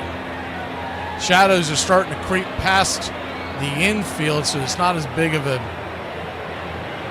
issue as it was a couple innings before. Bases loaded, 1 out. Pitch on the way, swung on, pops it up. Can of corn behind second base, and 2 away. Sweeney with the catch for the Tigers.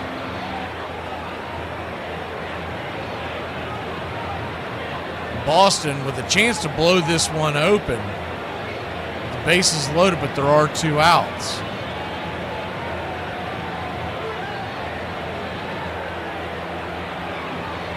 First pitch swinging. Sogard. Fouls back, it's 0-1. 0-1. We'll head back to Atlanta here in a second. Tommy Pham is at the plate with the versus Chris Sale. Braves lead it 2-0 there in the 6th. 0-1. 83 up top, misses.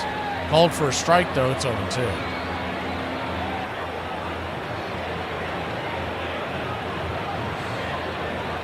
Oh-2 count. Righty-lefty.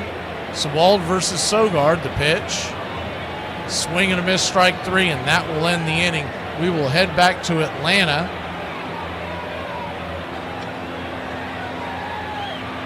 And Chris Sale has a 1-2 count over there on Tommy Pham. Pham single, a walk. One of the biggest cancers in all of the clubhouses in Major League Baseball, but he continues to find work because he can hit the ball.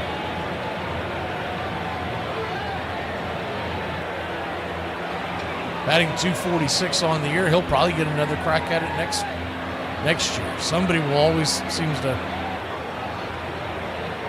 want to add him, and he's not getting very good deals considering how good he is at the plate because the word is out. He's just there's no better word for it. He's an ass. He does not get along with people in the clubhouse or the fans. The 2-2. 95 just misses up top. Full count. You'll start seeing that to become a narrative every offseason with the Braves on X. They'll start saying, sign Tommy Pham, sign Tommy Pham. They're not going to do it. The 3-2, four-seam fastball, swing and a miss, strike 3. Yak. The Marlins have taken a 4-0 lead over the Mets, so that's good news.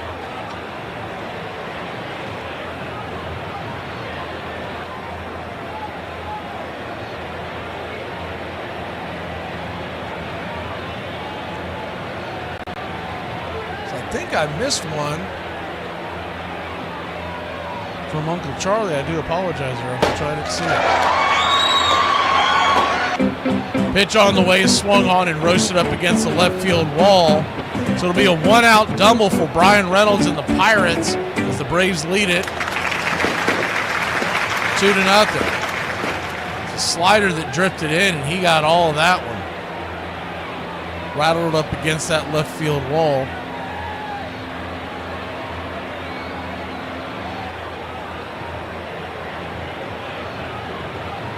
His 38th double of the season.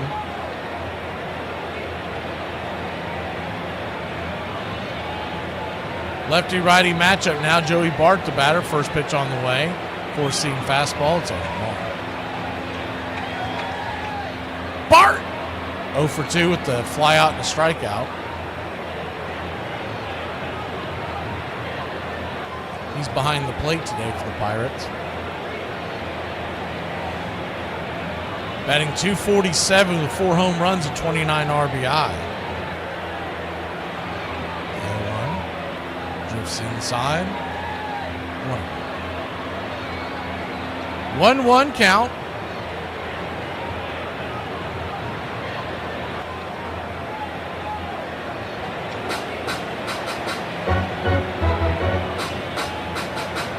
Kicks and fires. Come on, man. Give us something. That slider's right there on the outer edge. He has not given any kind of corners. He's been doing that all day long. Mark Rippinger does not want the season to end, I guess. The 2-1. Check swing, fouls it back. 2-2. A little late on that one. Must have been sitting on the slider. 2-2 count. Runner at second, 1 out.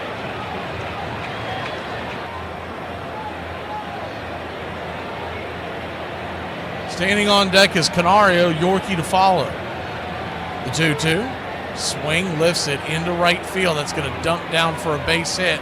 Acuna's coming up, and they will send the runner home, and it's 2-1. It's kind of a dink and a dunk into right field. Acuna had a long way to go to charge it. By the time he got to it, there's no sense of throwing it home. So 1 on, 1 out, runner at first. And the Braves lead it now just 2-1.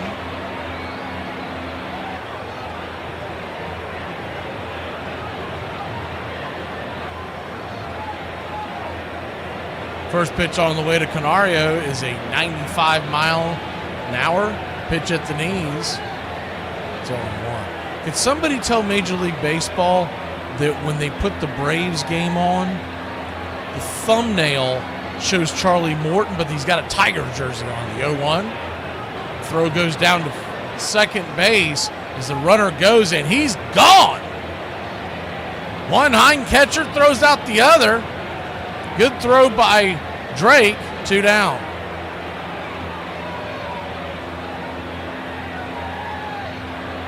That's the best throw he has made in easily 2 weeks.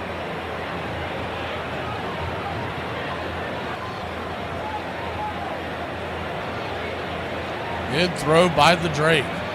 1-1. Chops it down the line. 1-2. You don't like the Drake? I love the Drake. How could you not like the Drake? Who's the Drake? The Drake is good. 1-2 count. Brings it. Swing, chops it foul. We'll do it again. In the offseason, Braves Country Today will come your way every Friday. In Major League Baseball, MLB Today will follow every Friday morning, 9 a.m. and 10 a.m. as soon as the postseason ends. Until then, we will come your way on Mondays to talk Major League Baseball. As the 1-2 swing and a miss, strike 3, and that'll end the inning. So Sale gets out of it. Could have been a lot worse. The heart of the order is due up for the Braves. We will head to Cleveland as it's 4-3. And Cleveland has the bats in hand. The 2-2 pitch, swung on, pops it up, high into foul territory, making the catch over there.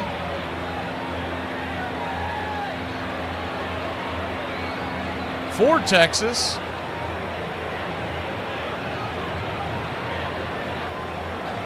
is Jake Berger, 1 away. Reds trail 4-2 in Milwaukee. There are 2 outs in that inning and an 0-2 count, or we would have gone over there. The 0-2.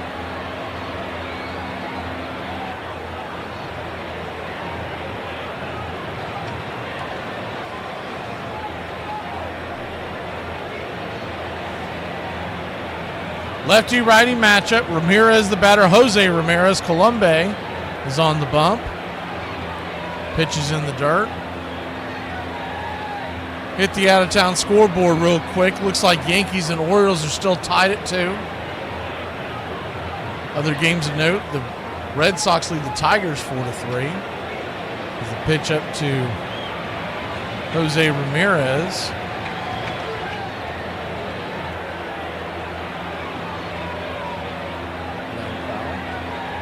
It's a 1-2 count to Jose. Pitch on the way, high and out of the zone. 2-2.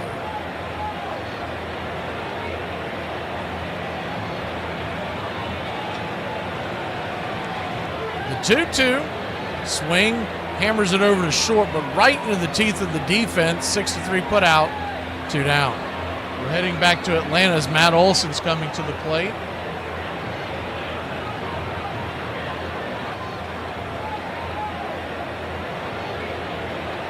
Lefty-lefty matchup, first pitch on the way. 94, right there on the outer edge. It's 0-1.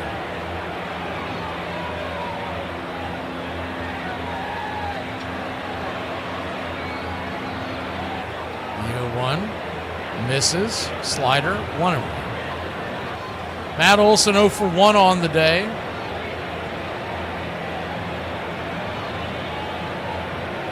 Pitch way outside wide. Ball 2-1.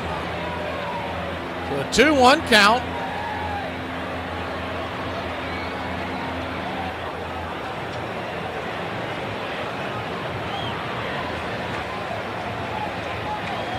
Kicks and fires, swing, fouls it back, 2-2.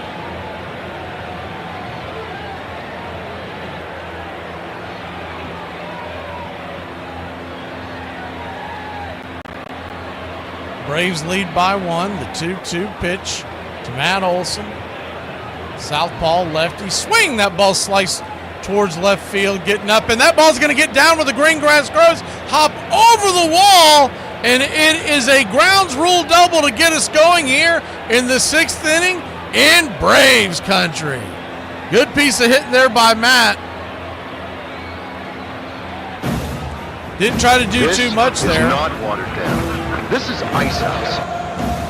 Just a touch behind that. Ice Might house. have Smooth as it smacked gets. it out of the stadium. Pham giving chase but couldn't get to it in time.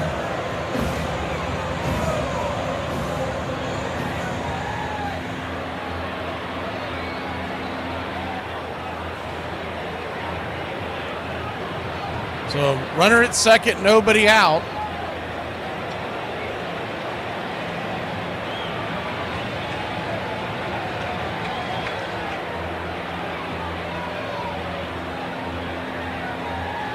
Ronald Acuna Jr. stands at the plate. Bit of a delay for some reason, not sure what's going on there.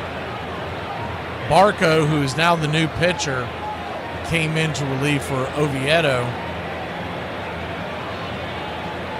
First pitch on the way, the left-hander fires one down and in. To Acuna, it's 2-0. 2-0 count.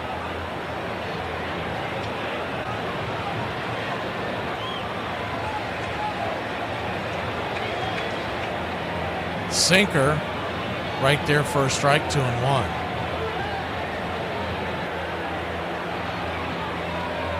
Acuna plowed one earlier in the game, gave the Braves the 2-0 lead. The 2-1 pitch, swing and a miss, 2-2.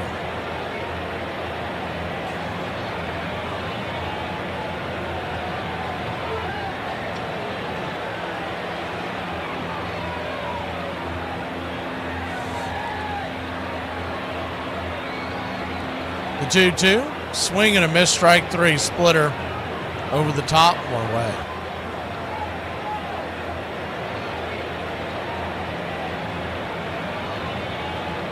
Major League Baseball postseason begins Tuesday, Wednesday, Thursday.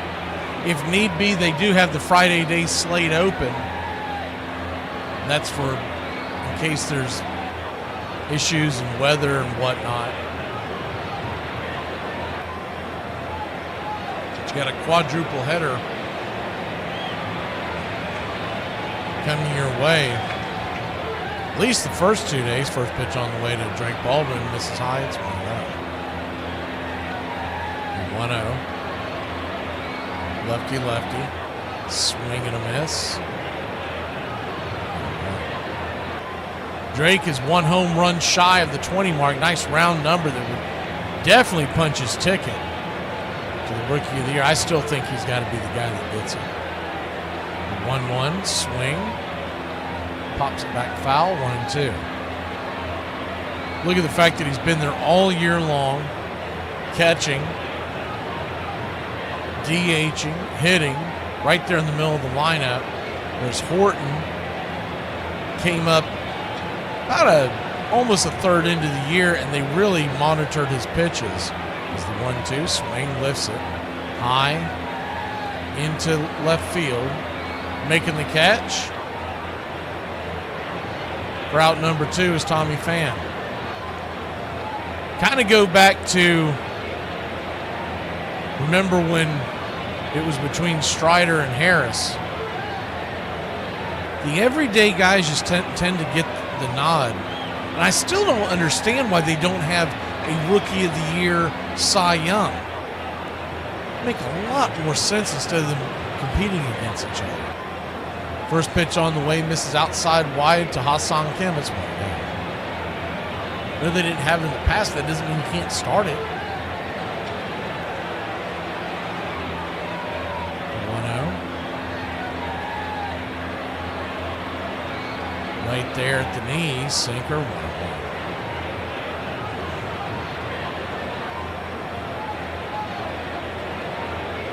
1-1 count. Lefty, righty. Kim looking to shove one into the outfield and bring the runner home. Pitch, swing, pops it up.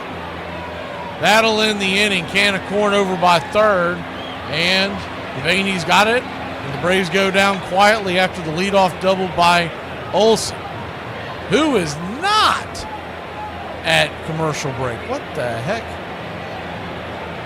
Let's go to Boston. I feel like we haven't done much of these.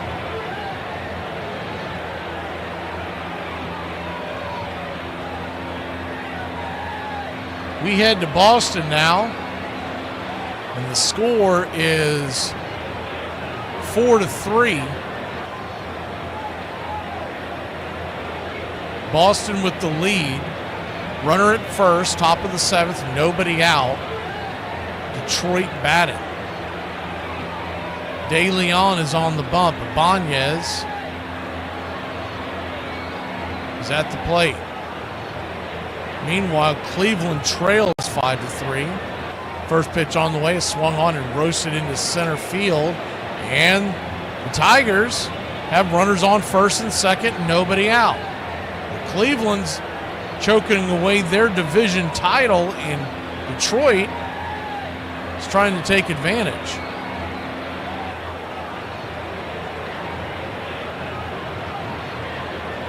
Meanwhile, in Milwaukee,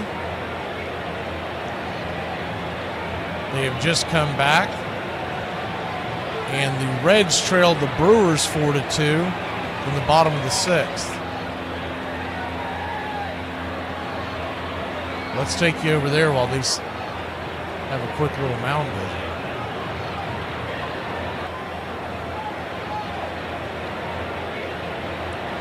We got a 1-2 count on Yelich. Chase Burns is on the bump. Reds trail 4-2.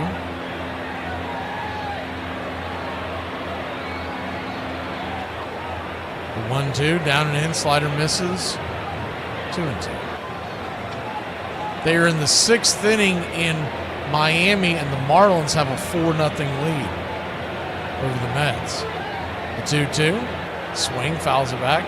If the Mets lose that game, it does not matter what Cincinnati does. The Reds will be the final participant in the Major League Baseball postseason. All the others are for seedings and home field advantage that we're keeping an eye on. The 2-2. Misses high and out of the zone. Ball 3-3-2. So a full count to Yelich, the leadoff batter for Milwaukee. We'll head back to Atlanta here in a second as Chris Sale is going back to work against Yorkie. The payoff pitch. Outside wide, ball 4. So he'll head on down to first, and we will head to Atlanta, Georgia.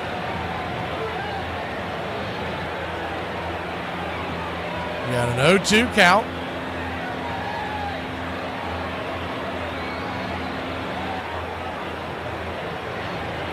Lefty righty, swing, chops it foul. Yorkie 0 for 2 on the day. Chris Sale at 76 pitches.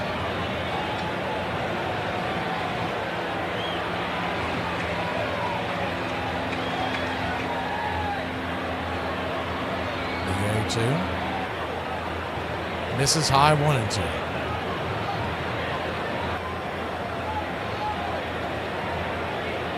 Really wish this was more humanly possible to do more often. We're not quite evolved yet with our vocal cords, because man, this is something going on here. The 1-2, outside wide, 2-2. 2-2 count. We're going to try to do some of this during the postseason. We're bringing you one game but keeping you up to date on another. They're not as jammed together like this one, like today is. The 2-2 outside wide, 3-2. Full count. If you've got one game ending and the other one beginning, we're going to try to keep you locked in. The payoff pitch from Sale. Top of the 7th. Swing. Chops it over to first.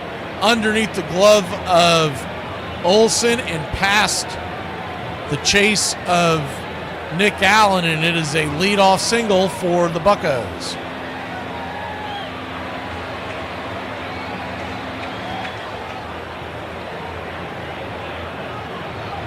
They're heading to the bottom of the 6th in Miami, still 4-0 Marlins. Chris Sale at 80 pitches. I would think this is going to be his last inning regardless. But we'll see how they play it out. First pitch on the way, swing, chops it foul, it's 0-1. He would be in line to get the win, even though it's really up to scorers'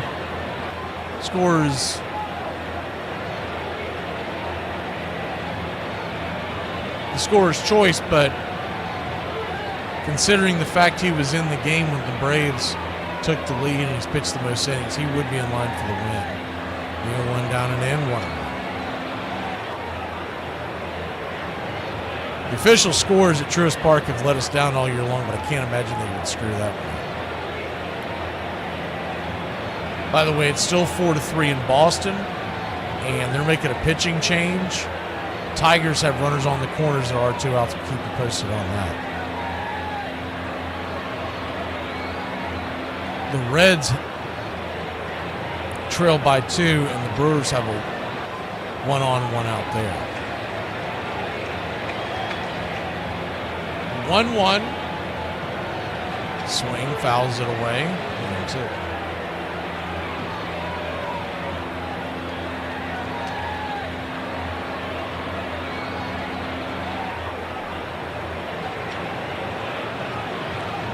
Braves will head into the offseason. We'll be keeping track of everything on Braves Country today and MLB today during the offseason. On Mondays in October, when we're counting tomorrow as well, we're going to try to get you set up and go over things that are going on, not just with the Braves, but also what's going on in the postseason. The 1-2, swing, chops it over to third. Nacho's got it, fires it to second. Long throw, so we'll only get the 1 force out. But the lead runner, the tying run, is thwarted, and they'll take each other's place, and you'll have 1-on, 1-out here. Runner at first.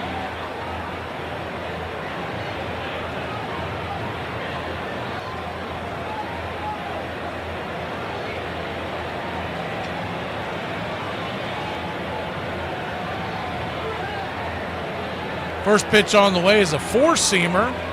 From Sale to Devaney, the number 9 hitter, it's 0-1. For Sale, 85 pitches in. 7 strikeouts on the day. The 0-1 misses in, 1-1 count. If you're just joining us, Charlie Morton went 1 1/3 innings. 2 hits allowed, 1 strikeout, 1 walk. A little bit of a jam in the first inning, but he got out of it. And a clean 1 out in the start the second is the 1-1. Chops and foul, 1-2. Snicker then pulled him so he could get a standing ovation coming out of the game.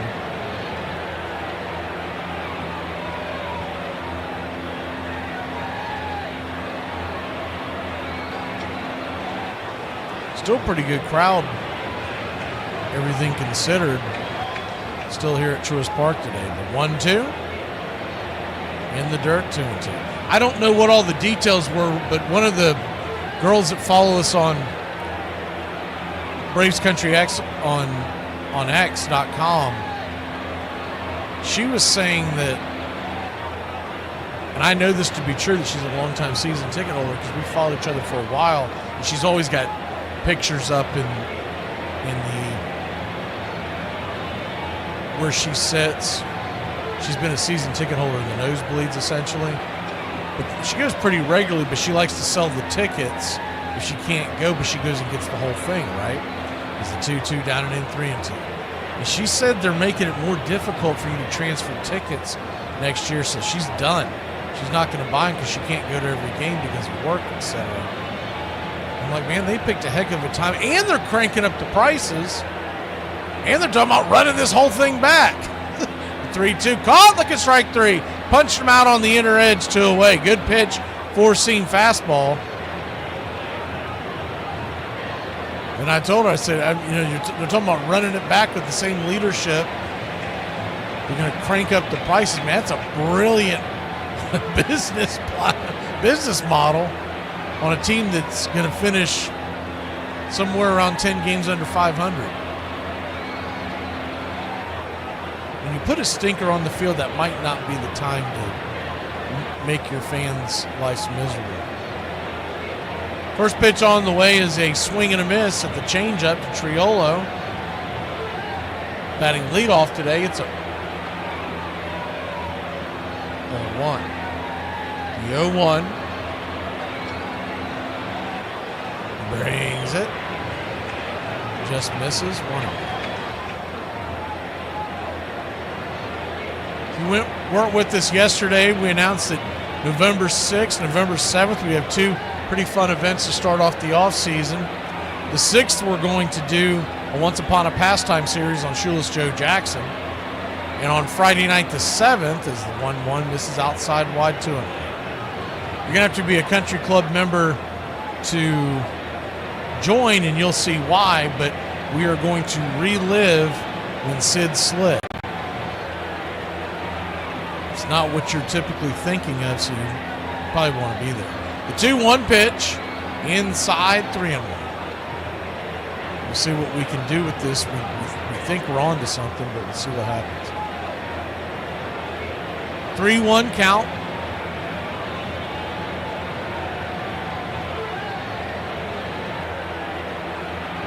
Brings it. Swing, chops it foul, good slider. Full count. This could be the last at bat for Chris Sale in 2025. He's at 95 pitches, 8 strikeouts, runner at first, 2 outs, a full count, so he'll be on the move. Sale comes set. Payoff pitch. Just misses out. No, they called a strikeout. That's a bad call, but we'll take it. He got caught watching the paint dry. It was a close pitch. It was off the plate, but just a smidge. If that's it for Sale, which I think it will be, what a great bounce back after coming back from that injury where he cracked his ribs. He's getting handshakes and high fives in the dugout, and what a great day for him and Charlie Morton. We will head, I guess we'll sit here and there, everybody, and I mean everybody.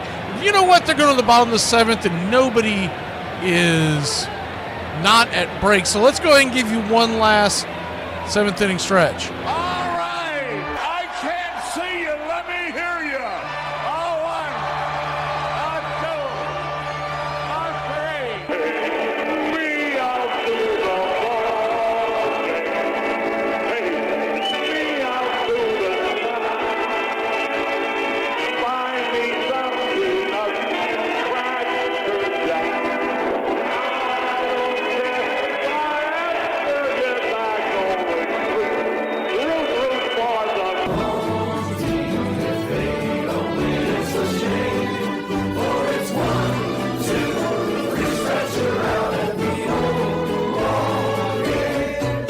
3. We out to the ball game. We out to the find me something up Cracker Jack.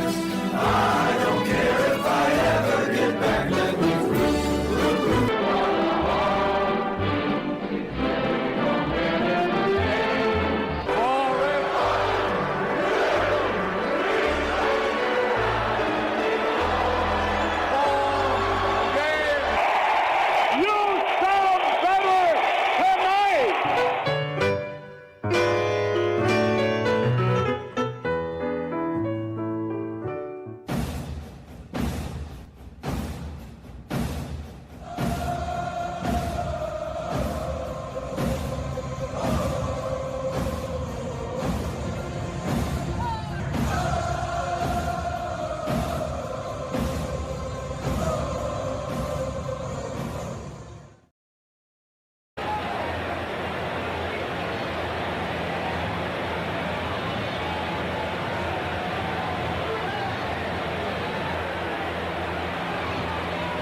Well, I did not think that was going to line up that way, so that's your final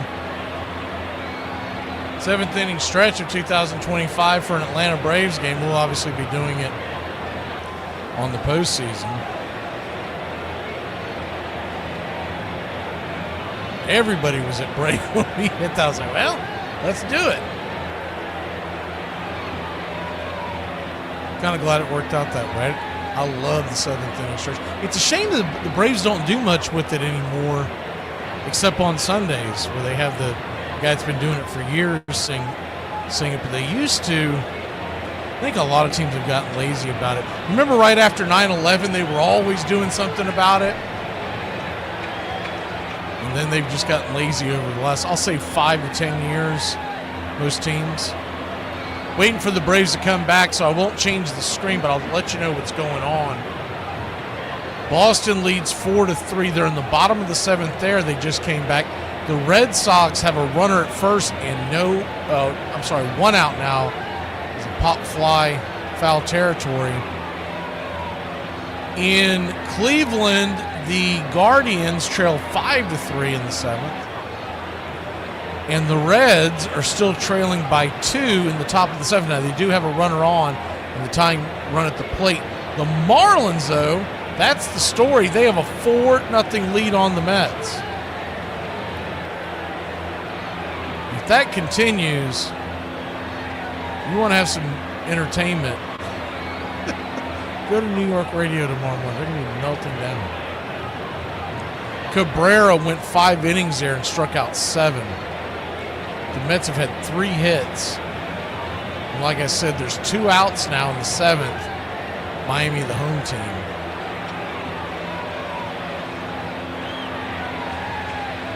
We'll go back to work here. Michael Harris, the second, leads it off. The first pitch on the way. Swing. Rips it up the middle. And that'll be a quick 6-3 putout. Triolo over to Flores.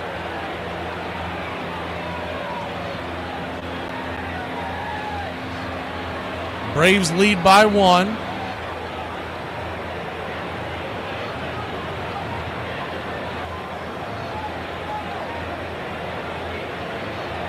Splitter leads off the at-bat for Ozuna. Outside wide, it's 1-0.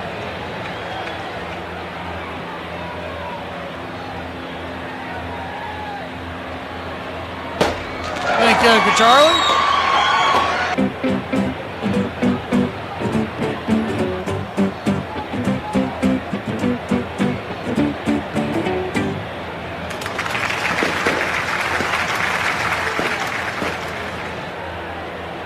The 1-1 right there for a strike. It's 1-2. So a 1-2 count. Well, Richard, they're all going to go up to a degree every year. That's just the way the economy works, but evidently they're going up quite a bit for the Braves as the 1-2 swing and a miss, strike 3, 2 away. The other big thing was not allowing people to be able to transfer Braves tickets, and that's one of the things that's really gotten the people, because you got to realize, for those of y'all who only just go to a couple of games a year or maybe one game every 2 years, you don't think about the price that it is if you were asked to buy 81 tickets, 81 home games, and she was buying 2 tickets for 81 home games, she normally gave away or sold her ticket that she couldn't use on the dates that she couldn't go. The 0-1's right there for a strike. It's 0-2. 0-2 count to Nacho.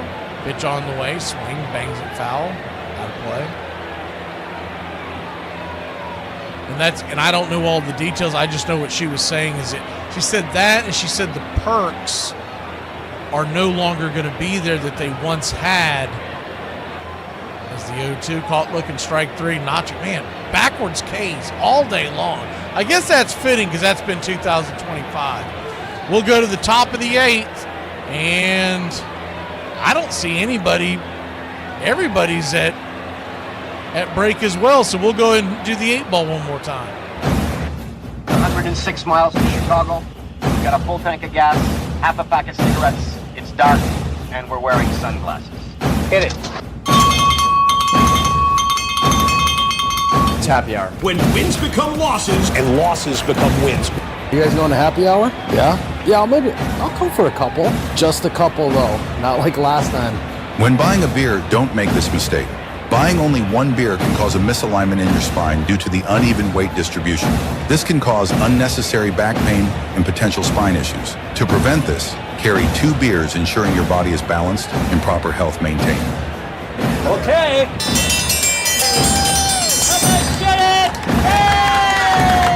Have dinner, ready? Put my pants on, one leg at a time. Guess what?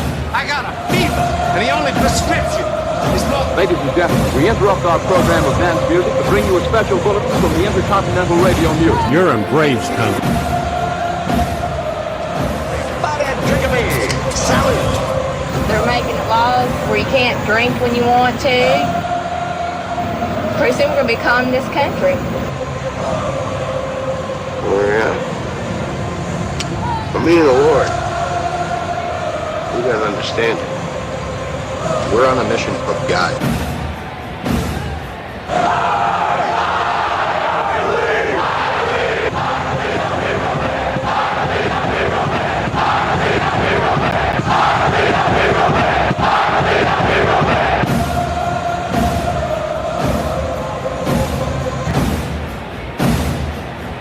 If you want to stop me, you're gonna have to kill me!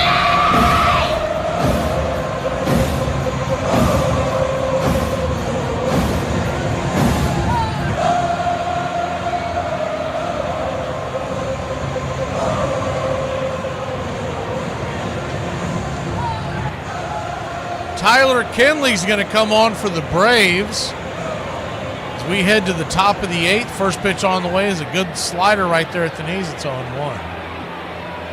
The Braves bullpen has potential to be outstanding next year, and that's before they ever hit free agency. The 0-1. Swing, rips it over to third. Line drive, atom ball. Nacho Alvarez makes the grab one away. I kind of akin this to 2000. It's a little different, but it really is. They really do mirror each other.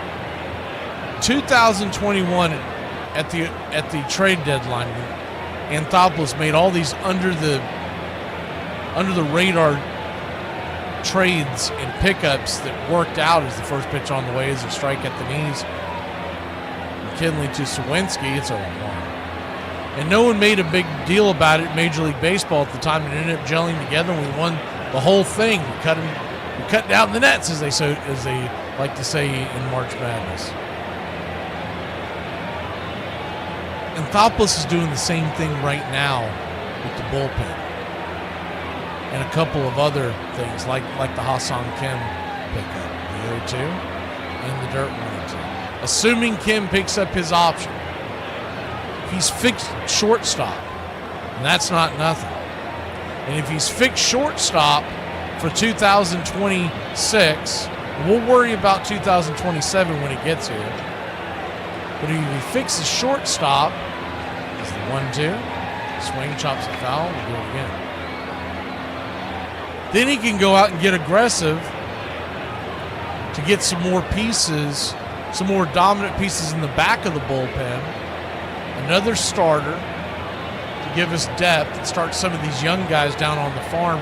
Even though we're going to want to see them, you got to have them. You got to have the depth because somebody's always going to get hurt. It's just the way Major League Baseball pitchers are nowadays. With the slightest little inflammation or twinge, they put them on the IL. You need depth. And he's really made some moves. The 2-2, swung on, pops it up. High in the sky, Harris will make the catch. F8 in your scorecard, 2 down.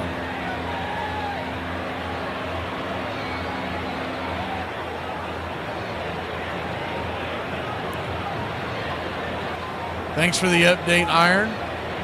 That's one of the games I can't get. I can only watch the scoreboard. Like I said, the way I bring it to y'all during the regular season when we played Miami or Tampa, it would clog up all my instruments than we're doing to bring you all the other stuff today. First pitch on the way is a curveball from Kenley to start off the at-bat. Swing and a miss. It's 0-1. The 0-1. Swing. Hammers it over to second. Horowitz is going to be out. 4-3 put out. And that'll end the inning. We'll head to the bottom of the 8th. The Braves lead it 2-1. Where do we go? Where do we go? Looks like Cincinnati's not batting. They're trailing by 2 in the bottom of the 7th. The Red Sox, I guess that's the game we should go to. Red Sox and Brewers. Actually, Red Sox and Tigers. We'll go over there as soon as I reload the screen. Red Sox and Tigers, it's 4-3 Boston. They're in the bottom of the 8th. So you bring in 3D action. Someone was asking, I think it was Jason. Someone was asking him on the I don't know. One of the inboxes, what field is it? That's the field in the background is the Field of Dreams that we're using in the background today. You see that on your screen real quick? That's the actual Field of Dreams field. There's an aerial view that was taken. So it's a 1-2 count. Red Sox batting. Hamilton at the plate. Pitch swung on, fouled back. Do it again. Rainey. So one of the storylines that played out today, because Detroit punched their ticket to the postseason, though they are playing for home field advantage, they were able to bench Tarek Skubal and use him in game 1 of the series on Tuesday. 1-2 misses down and in, 2-2. So a 2-2 count. Righty, lefty, the pitch, swing, chops it out in front of home plate, bangs it foul, do it again. Yohan Ramirez is coming in for the Pittsburgh Pirates. We'll go to that right after this at bat. As soon as the Braves games ends, we'll go right to the action wherever game is still going and still of importance. The 2-2, as we're in Boston, the 2-2. Swing and a miss, strike 3. One away. We'll now head back over to Atlanta. As told everyone that they will take precedent. Nick Allen has a 1-0 count. Ramirez, righty. Pitch high and inside. It's 2-0.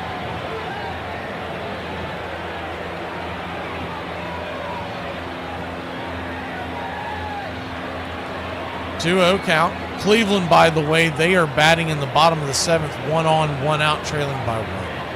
2-0, down and away, 3-0. They're in the bottom of the 7th.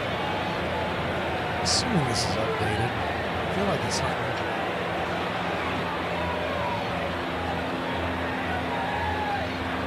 Saying bottom of the 7th, and the Marlins lead 4-0 still. 3-1 count to Nick Allen here in Atlanta. Braves lead it 2-1.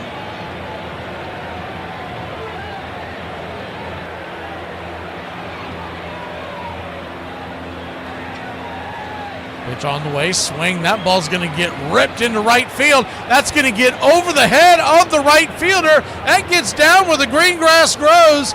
And Nick Allen, hope to have him back next year for bench. Not about muscle. Simple physics. Calculate the velocity V in relation to the trajectory T, in which G, gravity, of course, remains a constant. But if that is his last at bat as an Atlanta Brave, in case they move him in the offseason, that was a scorcher over the head of Yorkie, who has moved to right field. Now they are moving guys all over the place here.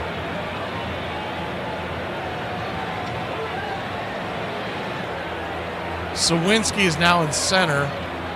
Horowitz is the designated hitter. Pham is out of the game. Braves still have all their starters in, it appears. Runner at second, nobody out. The 0-1 count to Profar.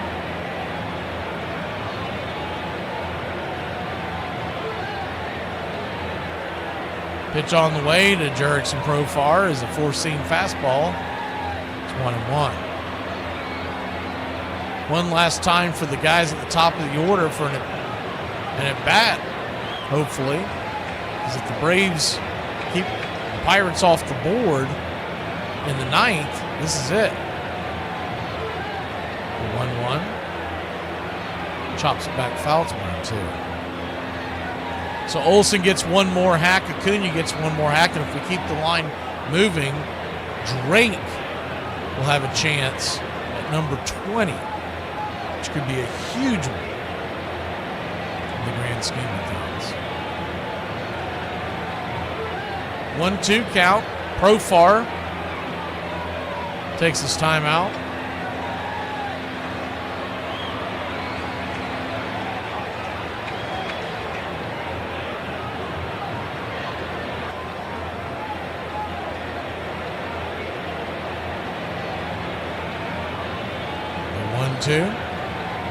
Check swing in the dirt. You go around. He did strike three. No way. Most likely the last at bat for Jurickson Profar on the season. We do want to thank everybody in Braves country that's been here through thick and thin. It's been a rough season. We hope to bring you a really great postseason and a fun-filled off-season. As Matt Olsen, the batter, first pitch on the way. Curveball misses outside wide. It's 1-0.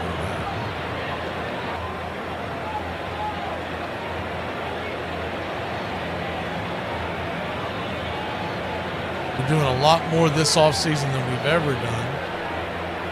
And we hope you enjoy what we have coming your way. The 1-0. Swing and a miss. 1-1.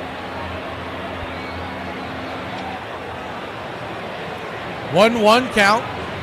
Olsen trying to get number 30. Pitch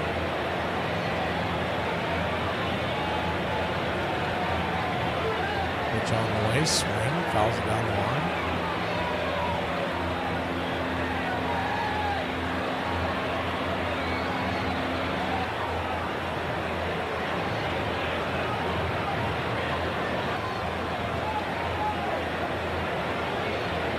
One-two count.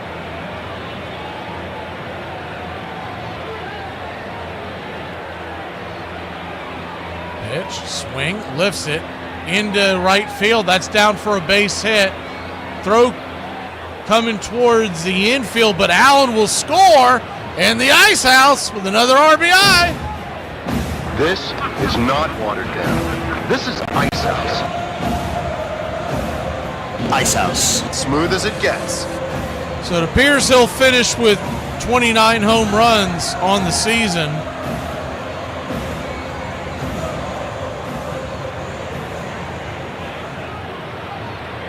'94 RBIs.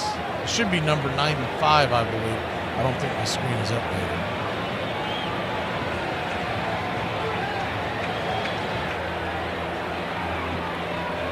Ronald Acuna Jr. coming to the plate.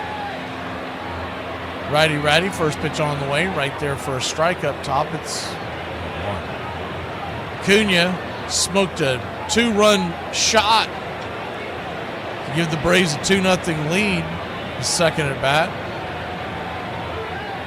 The other one outside, high and wide. 1-1. 1-1 count. Cleveland still trails Texas 5-4. First and second. 2 outs. They are at bat.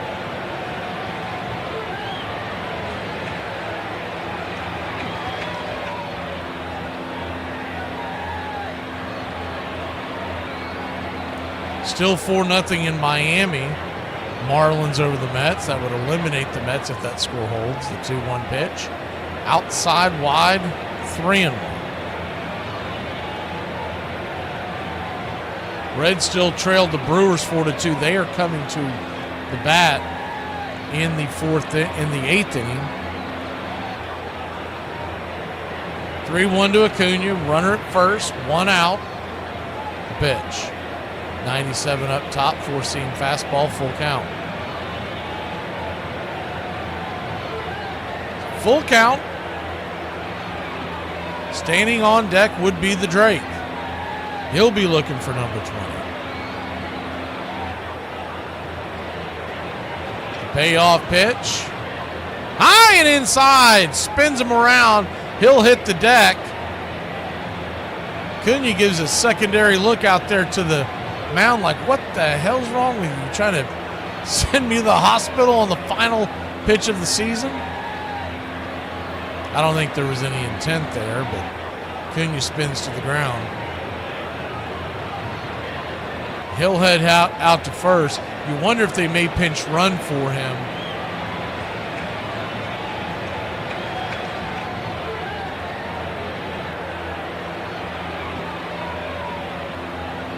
Drake Baldwin coming to the plate.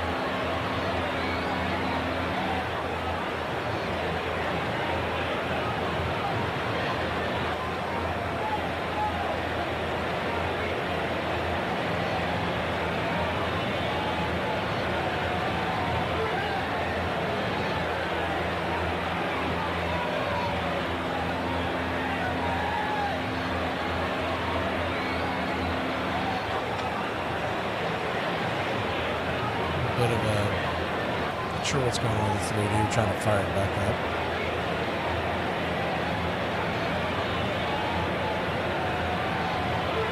First pitch on the way to the Drake is down and in for a ball. Did he go around? They said he did not. It's 1-0.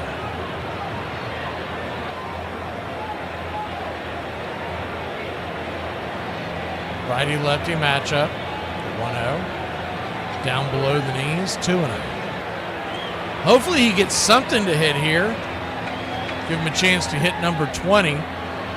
He's 0 for 3 on the day with 3 flyouts and a ground out.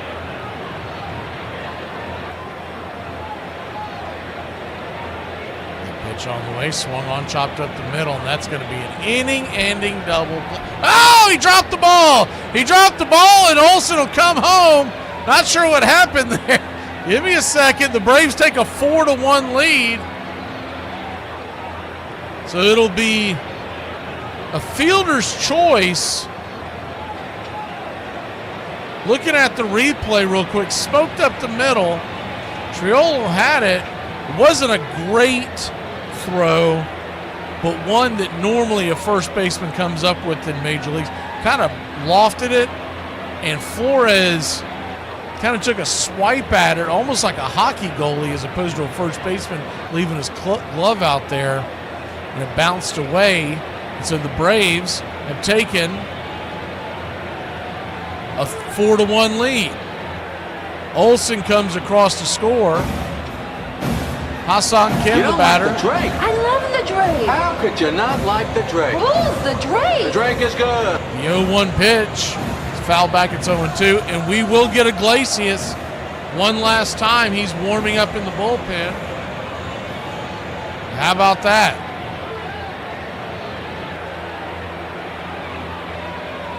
I thought they may shut him down, but the 0-2 inside, 1-2. 1-2 count.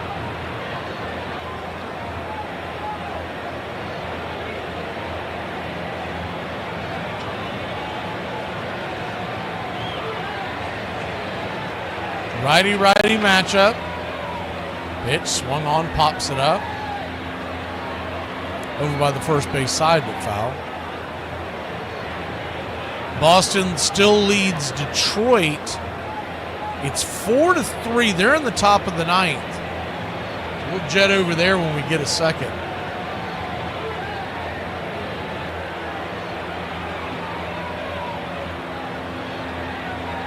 Detroit does have 2 runners on with one out as they just got an infield single. The 1-2 misses high. 2-2. 2-2 count.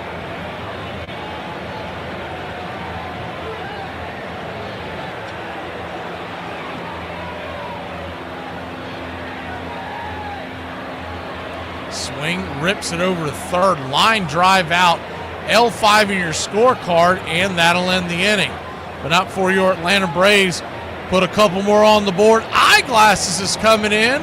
We're going to head over to Detroit during the break to bring you Red Sox Tigers, who are locked up in a tight one.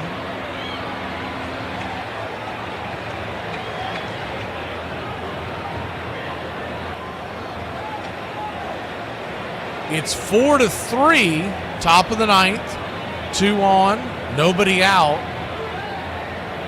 The Red Sox have Weiser trying to close out. He is not their closer, if you're wondering. So they're kind of, sort of trying to win, but not really. They were really trying to win, and they would have Chapman in. The 0-1, swing and a miss. It's on 2. And you can draw a lot of conclusions from this. One of them is if they win, they go to the Bronx to play the Yankees. If they lose, well, depending on what happens in Cleveland, they would go to Detroit.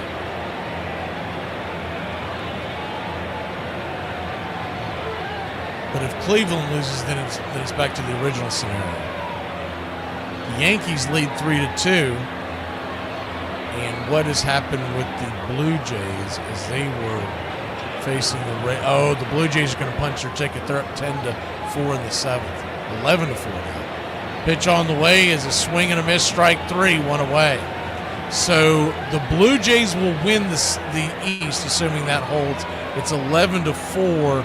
The Rays will have 2 more turns at the bat, which means the Yankees will host in the first round. If this score holds, it's now 2 outs in the 9th. The Red Sox will go to New York to face the Yankees, and we will definitely bring you that series. That's the one we're hoping for.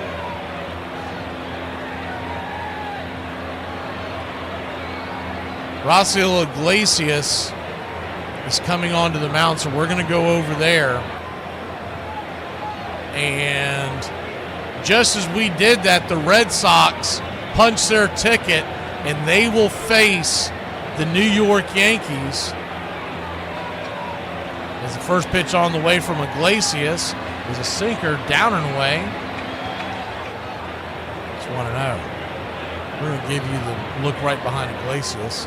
The 1-0 swing lifted into center field. Coming in, running and making the catch on the dead fly is Michael Harris II. 75% of your world has been covered by water this season. The rest by Michael, the Hawk Harris. 1 away.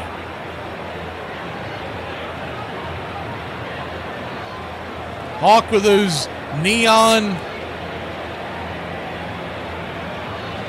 greenish yellow cleats and armband glowing in the sun. Braves 2 outs away from finishing the season on a positive note. They will have lost the series, but they will pull within 10 games of under 500. And the big thing is you end the season on a win. The 1-0 to O'Neal Cruz, who's coming in to take his swats. Pitch misses down and in. It's 2-0. 2-0 count. They are in the top of the 8th in Miami, and the Mets still lead it 4-0. They're in the bottom of the 8th in Milwaukee, and it's 4-2.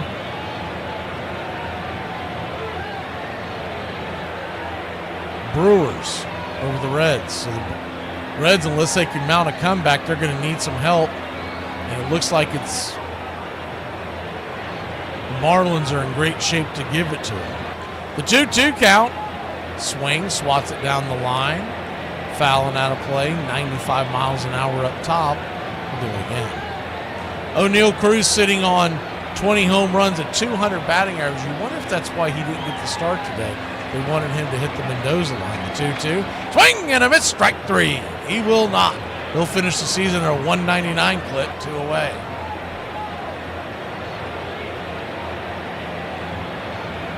Two up, 2 down, and Pirates are down to their last out here in 2025, as are the Braves. Last defensive out for the Braves. First pitch on the way to Yorkie. 96 miles an hour underneath the zone. At the knees, it's 1-0. Infield back into the left, the 1-0. Swing and a miss, 97 miles an hour, bringing it. 1-1. 1-1 count. 97 smacks the black. 1-2. Pirates down to their final strike, as are the Braves for 2025. The 1-2 just misses below the zone. 2-2. One of the things to think about in the offseason this year, guys that may not want to sign extensions, is the 2-2. Outside wide, 3-2. Full count now. Remember, next year the collective bargaining agreement comes to an end in the offseason. If you don't sign an extension, you may be out to dry in 2022. The 3-2 swung on, chopped up the middle, backhanded by Allen as it came off the glove of Iglesias, and that'll do it. Braves win. Braves win. Your Atlanta Braves win. Whiskey for my men, beer for my horses.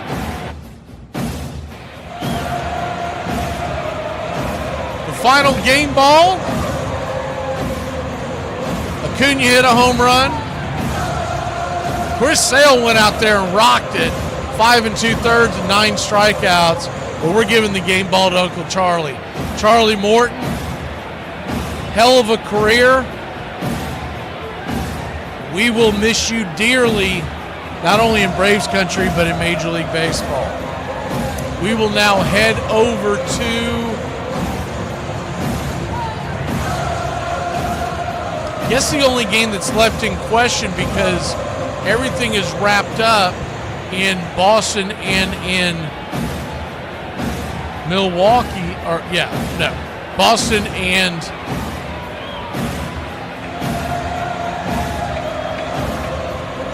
Cleveland.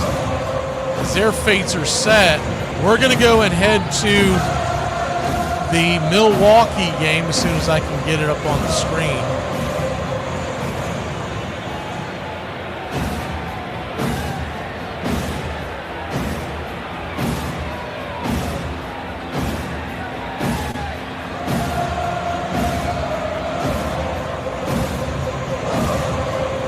As we go over here, Reds, you kind of want to finish the season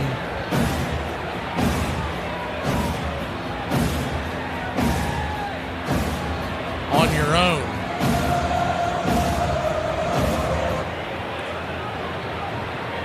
Punch your own ticket as the first pitch on the way from Uribe to Andujar, swung on, popped up at the plate.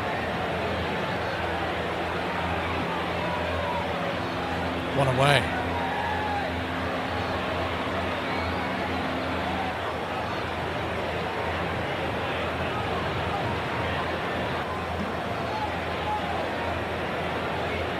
We're going to see if we can pull up the Marlins feed. We'll try to go to Miami here in a second.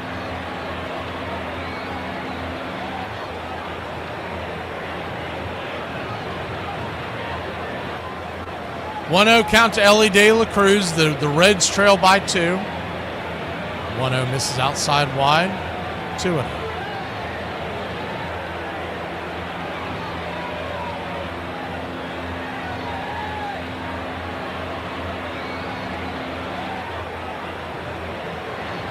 Count. right there at the knees, 2-1. Top of the ninth. De La Cruz 1 for 3 with the solo shot in the second. The 2-1. This is ball 3, 3-1.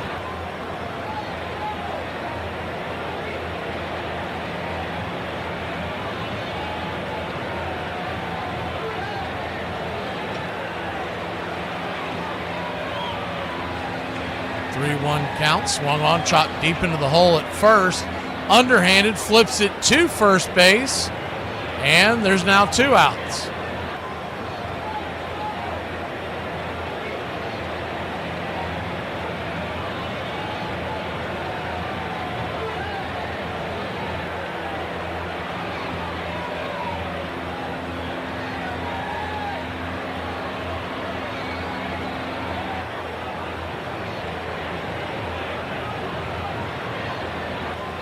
So 2 on, 2 out, or 2 out, down by 2 is what I'm trying to say.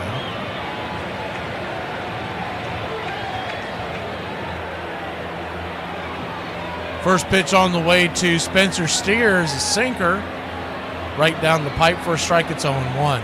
Reds are down to their final out, but they do have hope. The 0-1 swung on, lifted into center field, drifting back, making the catch, and that'll end the game. The Brewers will win that game 4-2 as we try to bring in the 3D for the Mets and Marlins game. Do that as soon as it loads. And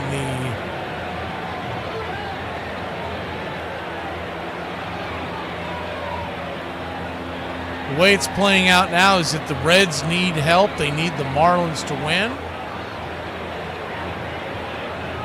And if the Marlins win, they will head to the postseason. So they are running into the clubhouse now, and they'll be watching the end of that game.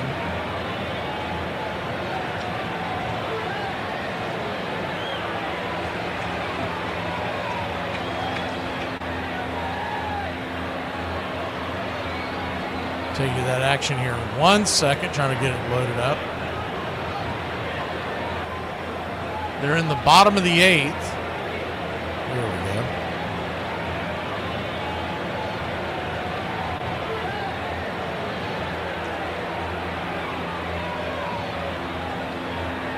Here we go. Okay. Mets trail 4-0.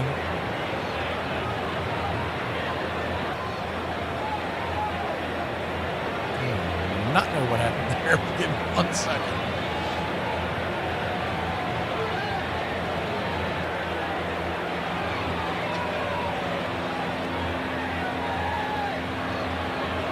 Here we go. 4-0 your score.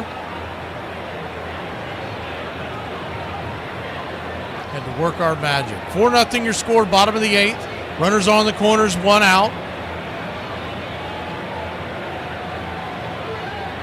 And the Marlins, with 1 out, have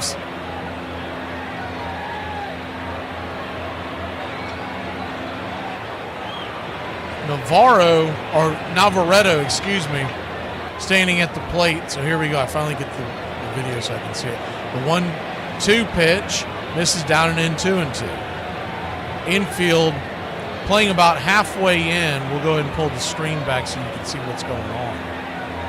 But they're trying to, if a ball gets hit, now they've actually creeped in all the way in. If a ball gets hit, they're going to try to turn the double play, but they're trying to stop that runner from third from scoring. The 2-2, swing and a miss, strike 3. Chase one well out of the zone. 2 down. The Mets will stay with this game. The Mets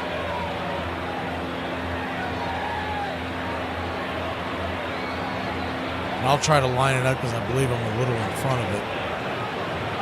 The Mets will have one last at bat. Right now they're trailing by 4. Sanoa, the number 9 hitter, coming to the plate. He's 1 for 3 on the day.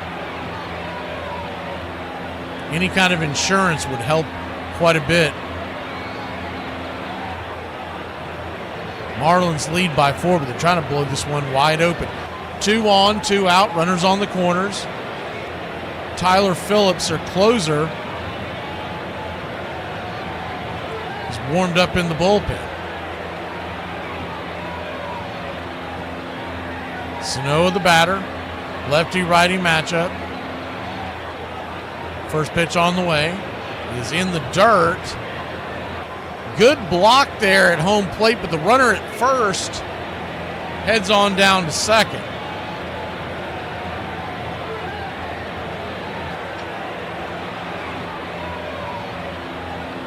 He was going, had like a walking lead, and when the ball hit the ground, he took off. That ball hit the foot of the batter? Man, that was close. It almost looked like it hit his toe, but I don't believe it was called. So runners at second and third, 2 outs. It did look like it might have skipped over his toe, but they would have to challenge that. I believe they are. I believe Miami is challenging. That's what they have on the screen.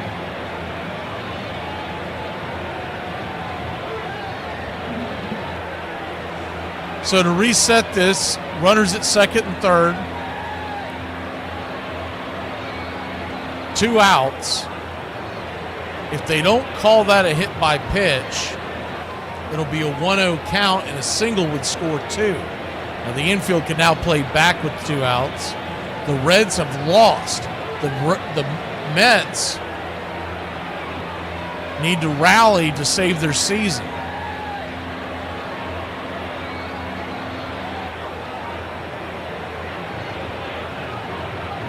And they did call it a hit by pitch. It looked like it skipped the top of his toe. So now the bases are juiced.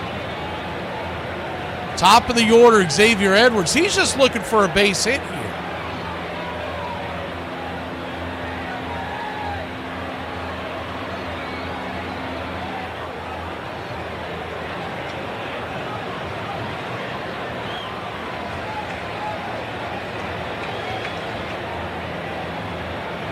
First pitch on the way is swung on and fouled down the line, out of play. Lefty-righty matchup, Xavier Edwards. It's 0-1. The 0-1. Tyler Phillips is warmed up and ready to roll in the Marlins bullpen, trying to end the New York Metropolitan season. The 0-1. Way outside wide, 1-1. Cleveland, by the way, has tied it up against Texas. But Detroit has already lost. So everything is in the books except for, let's see if they've actually put an end to that game. If they're still, Blue Jays are still playing the Rays, but they have a 13-4 lead, so they're going to win the AL East. The Red Sox and Yankees will square off in the Bronx Tuesday, and we'll bring it to you right here. 2-1 count. Edwards 2 for 4 with 2 singles, an RBI, a stolen base, batting .284. The pitch, swing, rifles it back, foul to the backstop. Do it again. Deuces wild. 2 outs, a 2-2 count. A base hit should score 2 and lengthen the lead. Marlins lead it 4-0. Bottom of the 8th.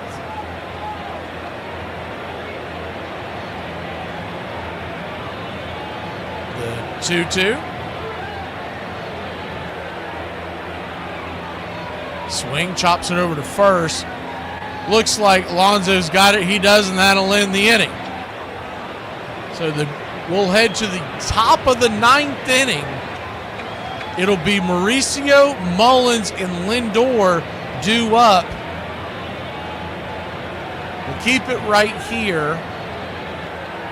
The Red Sox have beaten the Detroit Tigers, so they will face New York in New York, because the Blue Jays are pounding the Rays 13-4. They are in the bottom of the 8th. They still have an out there. But it's a 9-run lead, and the Rays have one at bat left, you would think, I mean, that would be an all-time collapse if the Blue Jays blow that. And then Philly will be the number 2 seed, Milwaukee the 1 seed.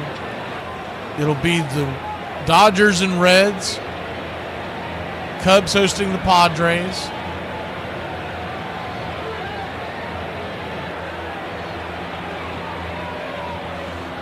It's going to be a fun October. I cannot wait to bring it to you.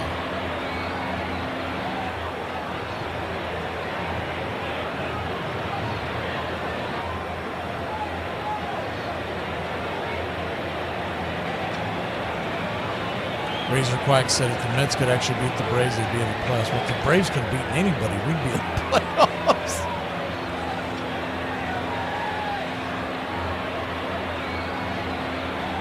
The Mets had a monumental collapse. I mean, that wasn't just not being able to beat the Braves. Folks probably didn't pay attention to it. Their pitching fell apart at the end. They had, I believe it was a 9.5 game. I mean, it's very reminiscent when the Braves chased them down for the 2022 division. The Reds have essentially done that, but the Reds haven't been scorching hot. The Mets have just been that bad. They have not beaten anybody down the stretch. They turned to 3 rookies in their rotation because their veterans couldn't get anybody out. They're going to be aggressive in the offseason, starting pitching. You better believe that. First pitch on the way from Tyler Phillips is in the dirt to the leadoff batter, Mauricio, the number 8 hitter. He's 1-0. Phillips, 2.82 ERA, 4 saves. Opponents are batting .228 against him. This isn't over yet, the 1-0. Inside misses, nowhere near the zone 2-0.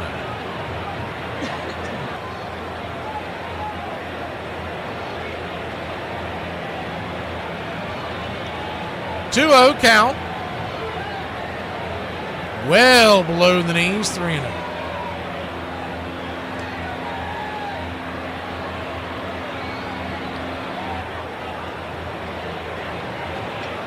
The 3-0. Fastball right there on the outer edge, 3-1. Phillips, I believe, was the guy that was slapping himself in the face earlier in the season when he came out of the bullpen. The 3-1 pitch. This is outside, wide ball 4, but he's choking right now. 5-pitch walk to start the 9th. The Mets ain't dead yet.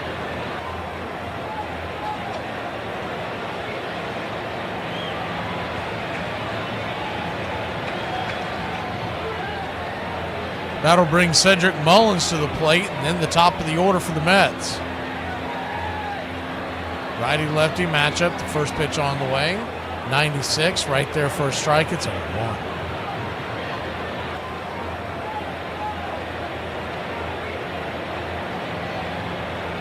The 0-1.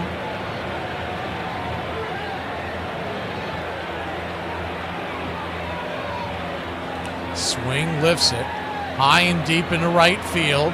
Drifting over, making the catch. Man, they almost collided. Weimer makes the catch there in right field.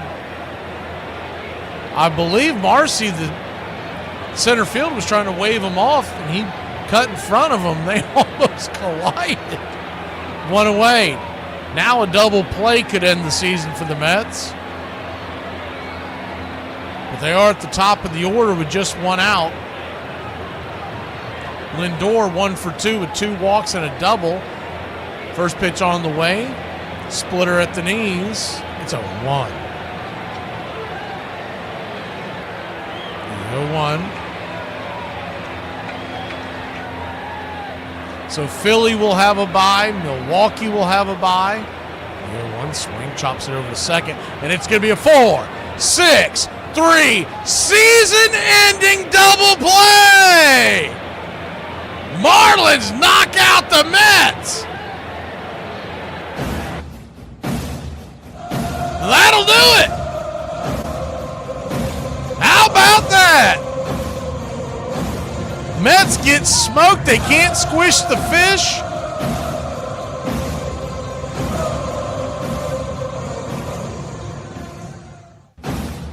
Wow. You talk about a season where they played with their food, but it was really the pitching that fell apart for the Mets down the stretch.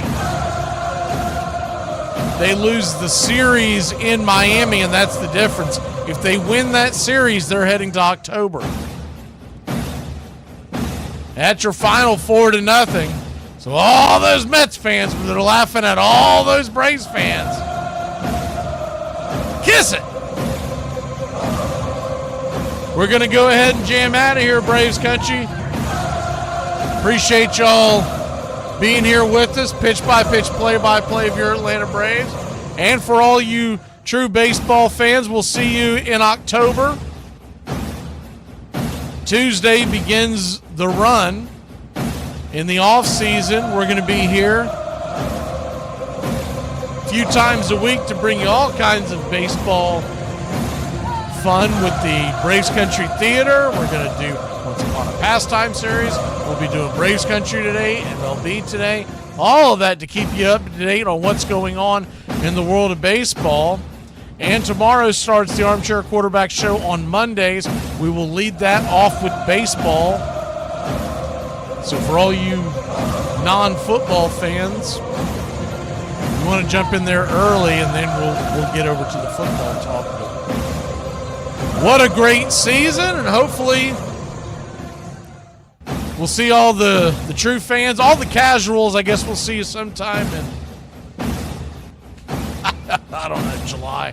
But for all the true baseball fans, we'll continue to see you on a daily basis.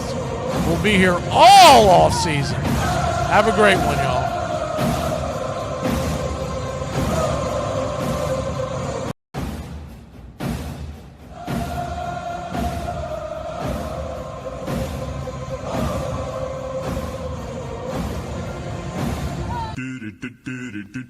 Goodbye, sweetheart. Well, it's time to go. We're back tomorrow with another show. Well, unless we're fired, we'll talk to you then. Goodbye, sweetheart. Goodbye. Goodbye. Guys and gals, it's time to go. We'll see you on the next show. Same bat time, same bat channel. It's closing time, y'all. You don't have to go home, but you can't stay here. Have a great one. On your way out, please like and subscribe. And don't forget to tip your favorite bartender. We'll see you. I'm Mac McGee, signing off for Braves Country Radio.